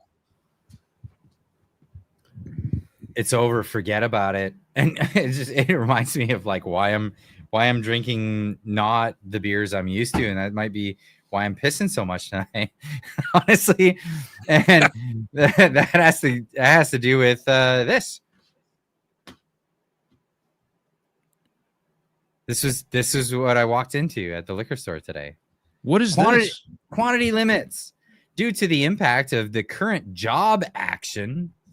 Job action is a new word for hissy fit or strike, because they're not getting what they want during an economic downturn, by the way. Bordeaux wines. Right? Customers are limited to maximum of 3 units per product per day, except beer and Bordeaux wines, to ensure equal access to products for all customers. We apologize for the inconvenience. Now, whatever about that. The reason why this is up is because there's a giant shortage of everything. You go in, it's just like all these empty shelves all over the place. Because there's no one there to stock the shelves? I think it's a supply issue, because the suppliers are all on strike. Okay, I don't know. I'm so confused. I have no idea what this is. Yeah, but it comes up every once in a while. And this is welcome to the country of shitty options, is what I'm saying. The country of shitty options, and it's normally shitty options, but every time somebody else has a hissy fit, you get shittier options. So the things that you want, like it's a Friday and I'm like, oh man, I've been waiting all week. I just want to have a couple of beers, and I'm going to have a couple of beers with the boys, and we're going to hang out, and, I hang out in the Discord and all that after the live stream. By the way, if you want to join afterwards, the link will be in the chat. One of the moderators will put that in the chat so you can join. It's the only time you can is on Friday. And I got to tell you that's where Clyde really cuts loose. You will see him jogging in the woods live, getting exercise with the trees, serene. Yep.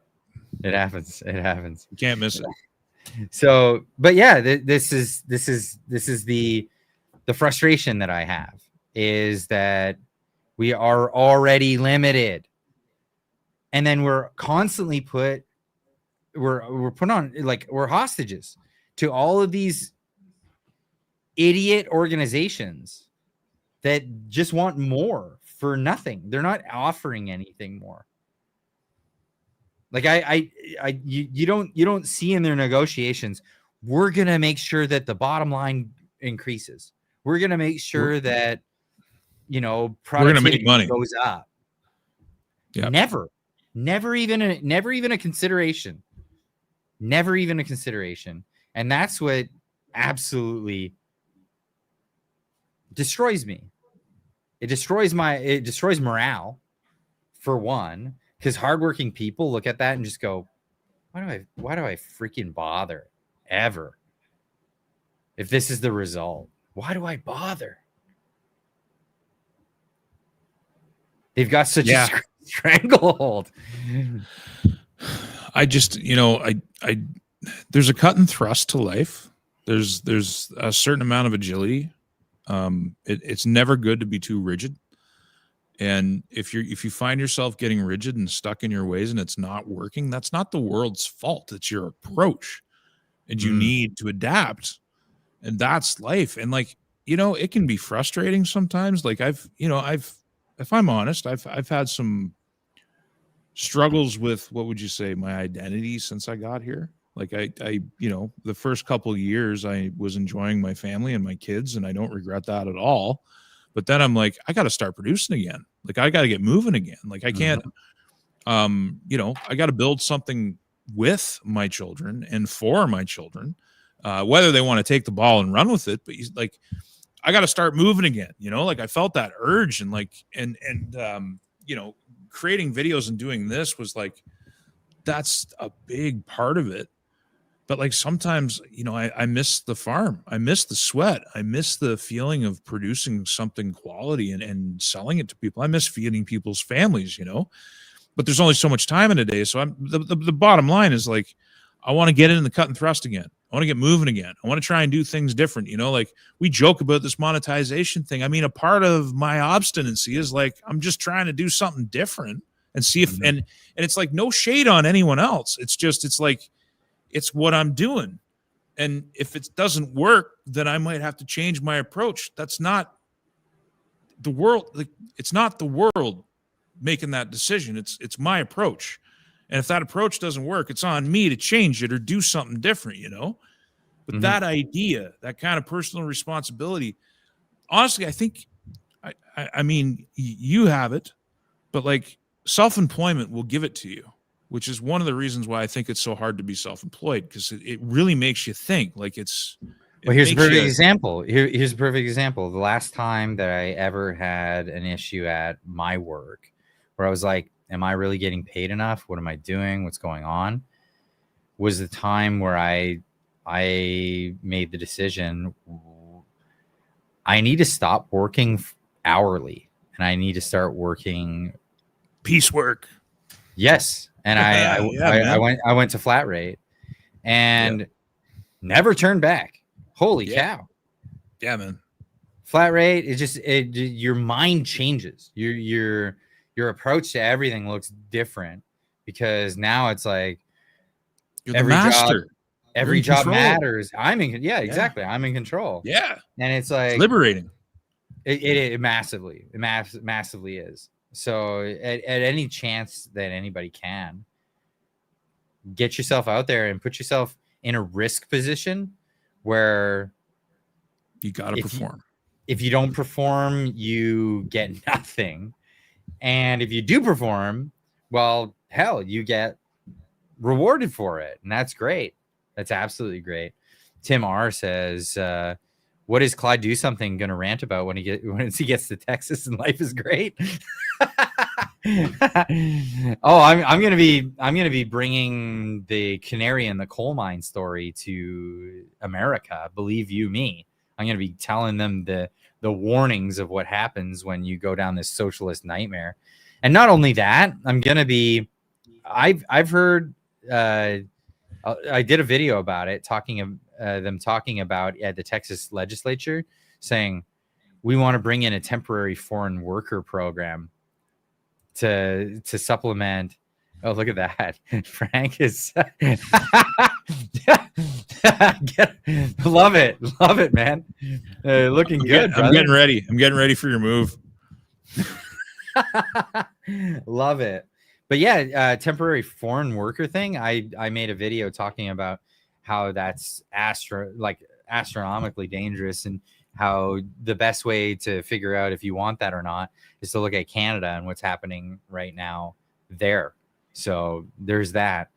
Let's get into some of these other super chats. Chris Haroon for 10 says, remember the movie? Oh, we read this. We did that one. Yeah.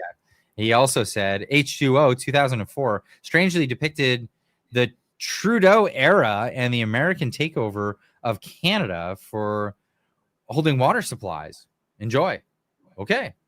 I might check that out. 2004, when movies were still good. When movies were still good. Absolutely. Yeah, that's the era. To Fight You for 5 says Edison Motors is in Ottawa.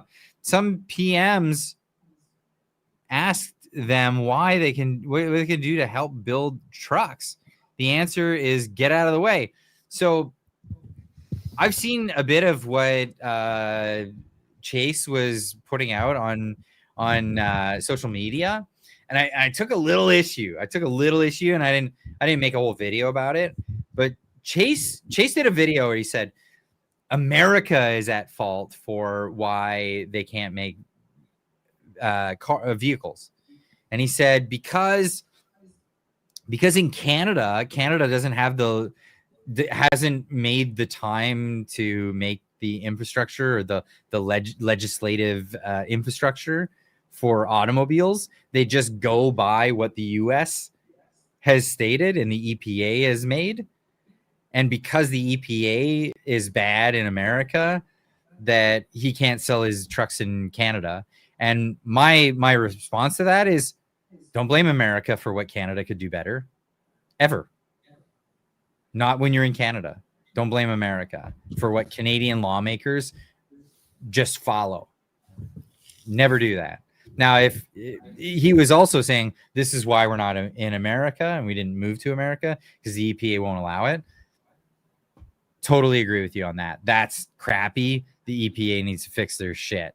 It's really bad. And it all stems from Jimmy Carter, not Donald Trump. So don't blame Donald Trump, that kind of thing. It's all Carter rules. In fact, so many people on the left will say it's so stupid that Americans have big cars. It's like, well, thank Jimmy Carter for the CAFE standards.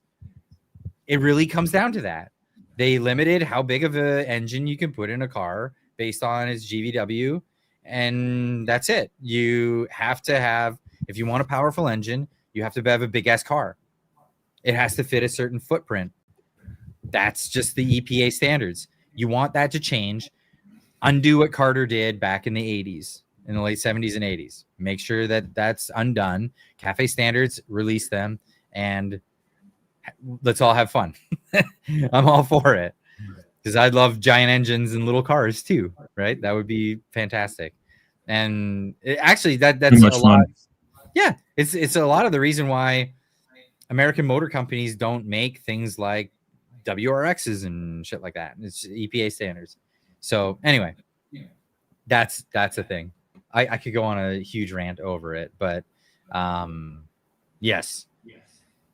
I hope that Edison Motors is able to do what they do, because I think that what they're doing is great. I think that the mission of making hybrid technology across the board is the best approach, because I think economically and just physically, it is the most efficient way of converting energy to motion, in my opinion. But I don't know. Who am I? I'm just a guy who does this for a living. Since you do it for a living, okay. Sorry. No, Dickie Holmes in Pleb Chat has a question. Why is the gross vehicle weight of electric vehicles not an issue when it comes to the state of our asphalt road infrastructure? Because they're heavy. I've never thought of that. It is an issue. It is an issue, but it's not regulated. Because right. So why isn't it? That's a good question. I've never even thought of that, because like a big Tesla truck rolling down the road with all that battery weight, like are they not heavier? I don't actually know. Yes, beer makes me say shit a lot more.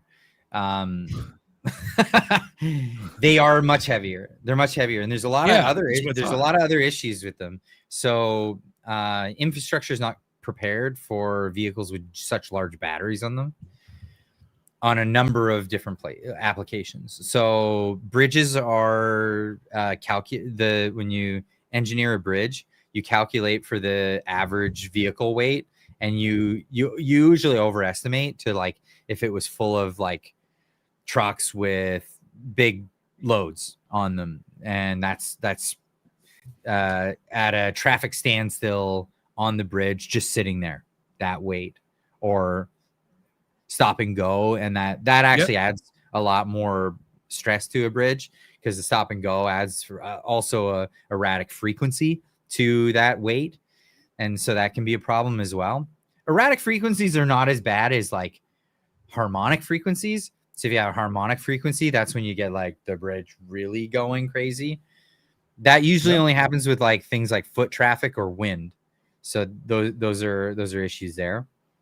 And that's the foot traffic's a weird phenomena. Cars don't have that phenomena because there's no real feel to the road moving, but people walking will feel a momentum, and then they'll follow a pattern, and then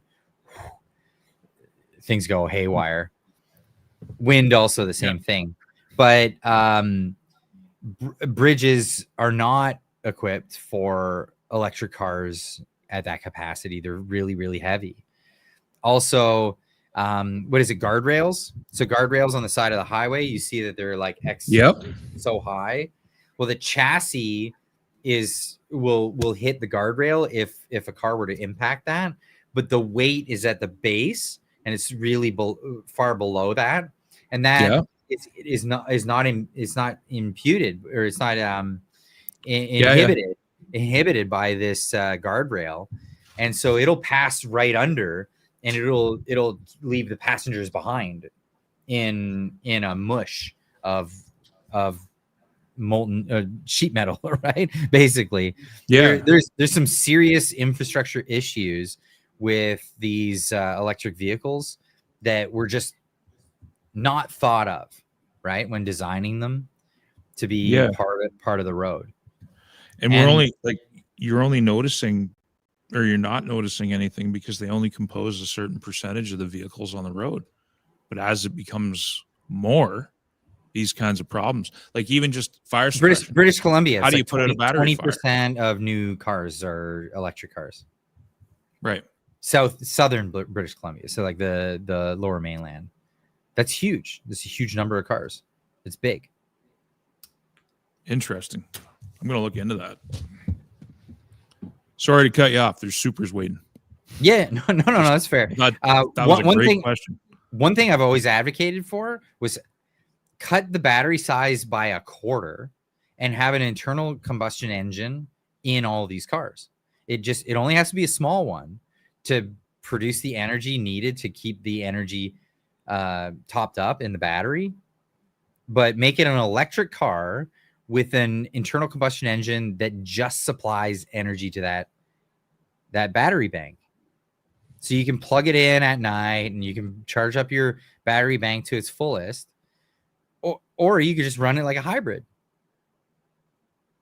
Gives you the versatility, and it doesn't give you all this extra added weight. So I just think it's the no-brainer way to go for it. And not to mention, like electric cars, the energy that's in it, the output into kinetic energy is about 95 to 98% efficient, right? With modern, like we're talking high voltage, like 600 volt batteries going into an inverter and converting it to 3-phase electric, and then going to a brushless drive unit, right? 98% efficient. Not always, but like, off the line, you're dipping to like the 40s when you're just hard acceleration. But driving in general, you're like 90 to 98% efficient, right? And that's great. That's fantastic, because what's an internal combustion engine? Usually at its best, about 40 to 44% efficient. But that efficiency goes way up, or the efficiency of the combustion engine goes to its high point, like the 44%, when you're running it at peak load and at optimum RPM for the engine design, right? That's not what's happening when you're accelerating through traffic and all that stuff. You're losing your efficiency. You're dropping to like 15%, 10%, 8%, depending on your acceleration, right? So if you were to always keep it in op temp and always keep it in engine RPM and load capacity on a gen set, you'll get the most efficiency, period. Which equates to what? Better fuel mileage. Everyone will buy the car that's better on fuel and has all kinds of jam off the line. Like, that's a no-brainer. You got tons of jam off the line. You got a peppy car that'll get you wherever you go, sporty, all that stuff, and it's got an ice in the back. It's got an internal combustion engine. Don't call it an ice because they'll burn it in Portland. I don't know. They got something against ice over there. Even Ice Cube, shit, they'll burn his tour van down. Don't say that over there. But yeah, just throwing that one out there. I'll go all night on these rants. So I'm gonna stop myself. Studio 778 for $6.99 says, if you want to bring back the full scale capitalism, get rid of free national health care. That's the gateway to socialism. Nothing is for free. Earn it. I agree. What do you say, Frank? Man, we're so far from that. Like, it's like getting rid of healthcare. A nationalized healthcare system in Canada is like the country has to break up first. We're so committed to it. But in a perfect world, you would be able to pay for the healthcare that you want, even if you had a national healthcare system. If you couldn't get the healthcare you needed, you would be able to buy it in the nation that you live, rather than having to leave the nation to find it, as tens of thousands of Canadians do every single year because they can't get healthcare here. They have to leave the country. They go to the United States. They also go to Germany. Mm-hmm. We should be able to buy it here. I mean, we just should be able to buy it here. You want to talk about two-tier healthcare? Yes, let's do it.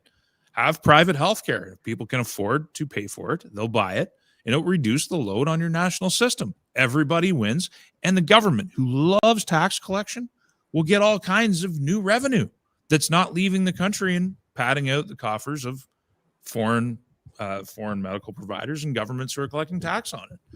So, I mean, I'd like to just do that first. I'd like to be able to buy healthcare here. I'd say that entitlements need to go, and you'll never vote your way to entitlements going away. No. But Mark Carney is probably working faster and better than any conservative could ever do to get rid of entitlements in Canada. By making, because people believe he's trying to save them. It's great. I mean, you got to give them. Yeah, you can't pay entitlements if you have no money. That's right. He's here to destroy us and do it in the name of saving us. And it's, in a way, it's genius. I have to respect it. Actually, the word respect comes to mind because he's such an effective gaslighter and liar. He's way better than even Trudeau was at it, and he's far more damaging. So I think we're just going to watch it play out. Someone's asking if I booked Bruce Party to chat about the Alberta Constitution. Not yet. We follow each other, so I'll get him on. I'm super booked for the next couple of weeks, so that's why I haven't even tried. It's amazing that Frank is even on the Friday show, because he just happened to be in the chat the other night. I said, "Come on Friday," and then I was actually thinking about messaging you, but I'm like, I'm not going to message him and be like, "Hey man, can I come on your show?" But I felt bad because the last couple times you've asked, I couldn't come on. So like I was like kind of just, but I didn't pop in the chat to put that out there. I saw that you were live, and I'm like, I'm just going to go in there and say a bunch of stuff for the algorithm and engage a little bit and like try and help out and listen to what's going on. And like, I knew I couldn't be there all night, but like, whatever, anyway. So it worked out good. Yeah, it worked out fantastic. Chris Haroon for another 5 says, Alberta liquor stores don't have this problem. No, because they're private entities, private businesses. But they're also the people who procure the alcohol in British Columbia, even for the private liquor stores, government entity. So that sucks. Yeah, we're all suffering this. Joe Bobbycat for 5. Frank, grow horseradish. I sell every ounce, and Bobby, wait, am I reading that right? Every ounce and Bobby, is that ounce or is that Oz and Bobby? Oh, I got it. Okay. Frank, grow horseradish. I sell every ounce. And Bobby Cat is 30 pounds. My big cuddly cat, my meow. 30 pounds. There's a comma in there, and I didn't see the comma, so I was like, what? Dude, I got a 18 pounder and I thought that was huge. 30 30-pound pound cat is massive. Wow. Wow. And yeah, horseradish is pretty cool too. I hate the stuff, but there's always a market for it. I can't stand it. What? Not into it. Yeah, my old man loved it. Everybody around me dude. has a taste for it. I just, I can't. I don't like it. Maybe I haven't had it right. I don't know, but I don't like it. I'm not gonna say anything because I'm sorry, love Clyde. it. That's the last time you seen me on Clyde do nothing. That's it. It's over. What do you mean I do nothing? I eat horseradish. I do something. Love it. I love it. In the seafood sauce and in the okay, I'm gonna shut up. Okay, and seafood sauce. If there's horseradish in there, I'm down. That seafood sauce is good. I didn't know there's horseradish in there. Are you shitting me? That's what it is. Ketchup and horseradish. That's it? That stuff's awesome. That's the stuff you put on shrimp? Yes. Okay, I like that. You see, okay, I'm a changing man right here. You're live on Clyde Do Something. Live. It just happened. Yeah, it's just, okay. Right. Fair. Apparently, I just engaged in fake news. I'm sorry. CBC will write up tomorrow morning. Far-right commentator says doesn't like horseradish, immediately recants. We think this is dangerous. Believe it or not, though, so everyone knows the Japanese connection. Wasabi is huge for eating sushi, but also like soba noodles, and there's a bunch of other things that wasabi goes really well with. But most people don't know that most of the wasabi you've ever eaten, you've probably never actually tasted wasabi root. It's all horseradish. If you buy the stuff, it's horseradish with green dye in it. Wow. Wasabi root. I like wasabi. Once you figure out how to breathe with wasabi, it's pretty good, but you got to know how to breathe when you're eating. It's only in the nose, out the mouth, in the nose. You got to know how to breathe. Go the other way. It's like, yeah. But no, that's horseradish. So you're eating horseradish. Wasabi's horseradish? So if you get tube wasabi or the stuff at sushi restaurants or any of that stuff, it's horseradish and green food coloring. But if you get real wasabi, and here's the kicker, real wasabi is really difficult to grow. And there's only a few places in the world that do it really well. One's Japan, one's England. It has to be like grown in moving cold water. And it takes a while to grow. So it's really expensive. And when you grind it up and you make the wasabi paste, it has a very similar flavor. It's very similar, but it doesn't have that bite that the wasabi you're used to having it has, because that's horseradish. That's like, whoa, really kicks your ass. Wasabi is way more mild. You know what's going to happen, right? I'm going to get off. I'm going to get off the stream at some point. I'm going to go and talk to my wife, and I'm going to say to her, I just discovered tonight that I like horseradish. And she's going to look at me and she's like, I've known that the entire time, dummy. Like, you've always hated it. I don't know why you've been insisting for the last 20 years that you don't like it. That's exactly the conversation that's about to happen. And I'm going to go through with it anyway. I like horseradish. I got to update my worldview. Yeah, but what you got to do is part of my identity. You got to try real wasabi. So if you go to a sushi restaurant that does, so there's a sushi restaurant in town, for example, they serve sushi, but then they also serve sashimi. So sushi it's all part and partial. But when you order a sashimi platter, it's a pricey platter. You're buying like really nice cuts of fish. It's not with the rice, it's just fish alone, and it'll be on like a bed of ice with some like daikon, like shredded daikon, radish, and used to grow those. They're great too, right? Yeah.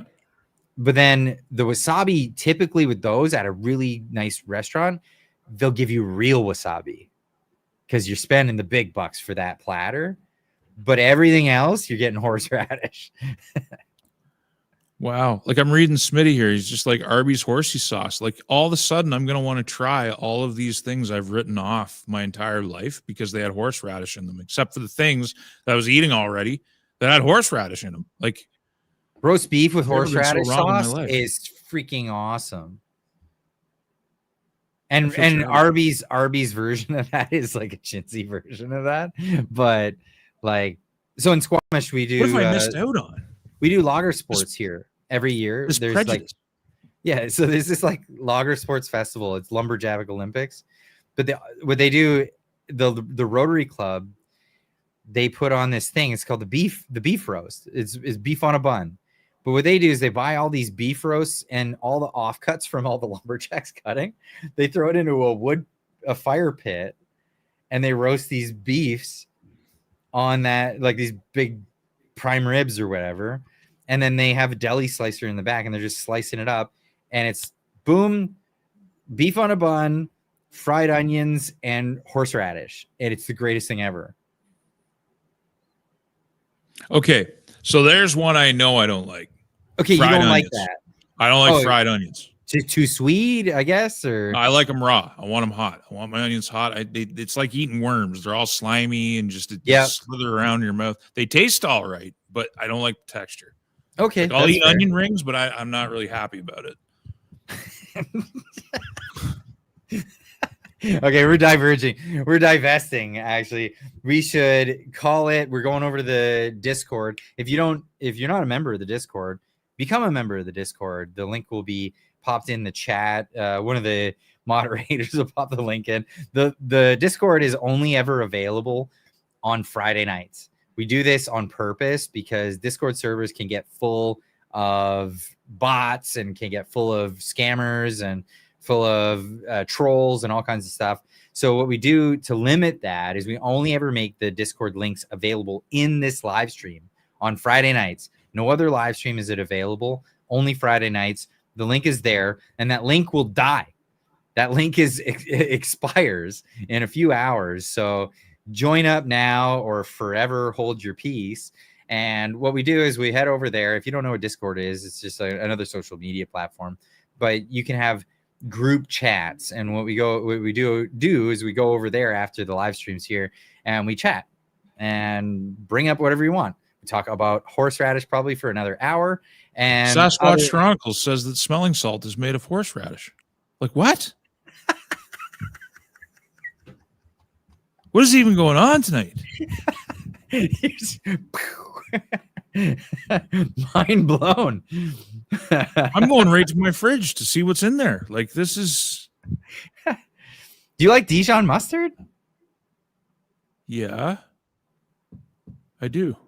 You're going to tell me that's horseradish too? Is there horseradish in Dijon mustard? It's got that horseradish taste. You're right. It is Dijon. It's got to have it because wow. Woo! It's been a rough stream.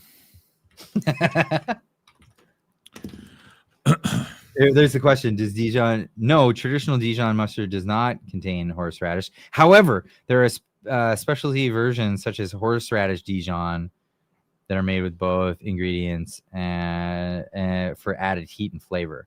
Well, classic Dijon is made with brown mustard seeds, vinegar, white wine, and salt. A horseradish infused Dijon would explicitly list that. Okay, so maybe not. I always thought it had the chat's pretty funny at this point. Yeah, right. It's just food. Horseradish comments. Oh wow. All right. We'll see you all in the Discord. Everybody, jump on over there. Love all your faces. Thanks for sticking around. We'll see you. We'll see you either in Discord or we'll see you Monday morning. Good night, everybody.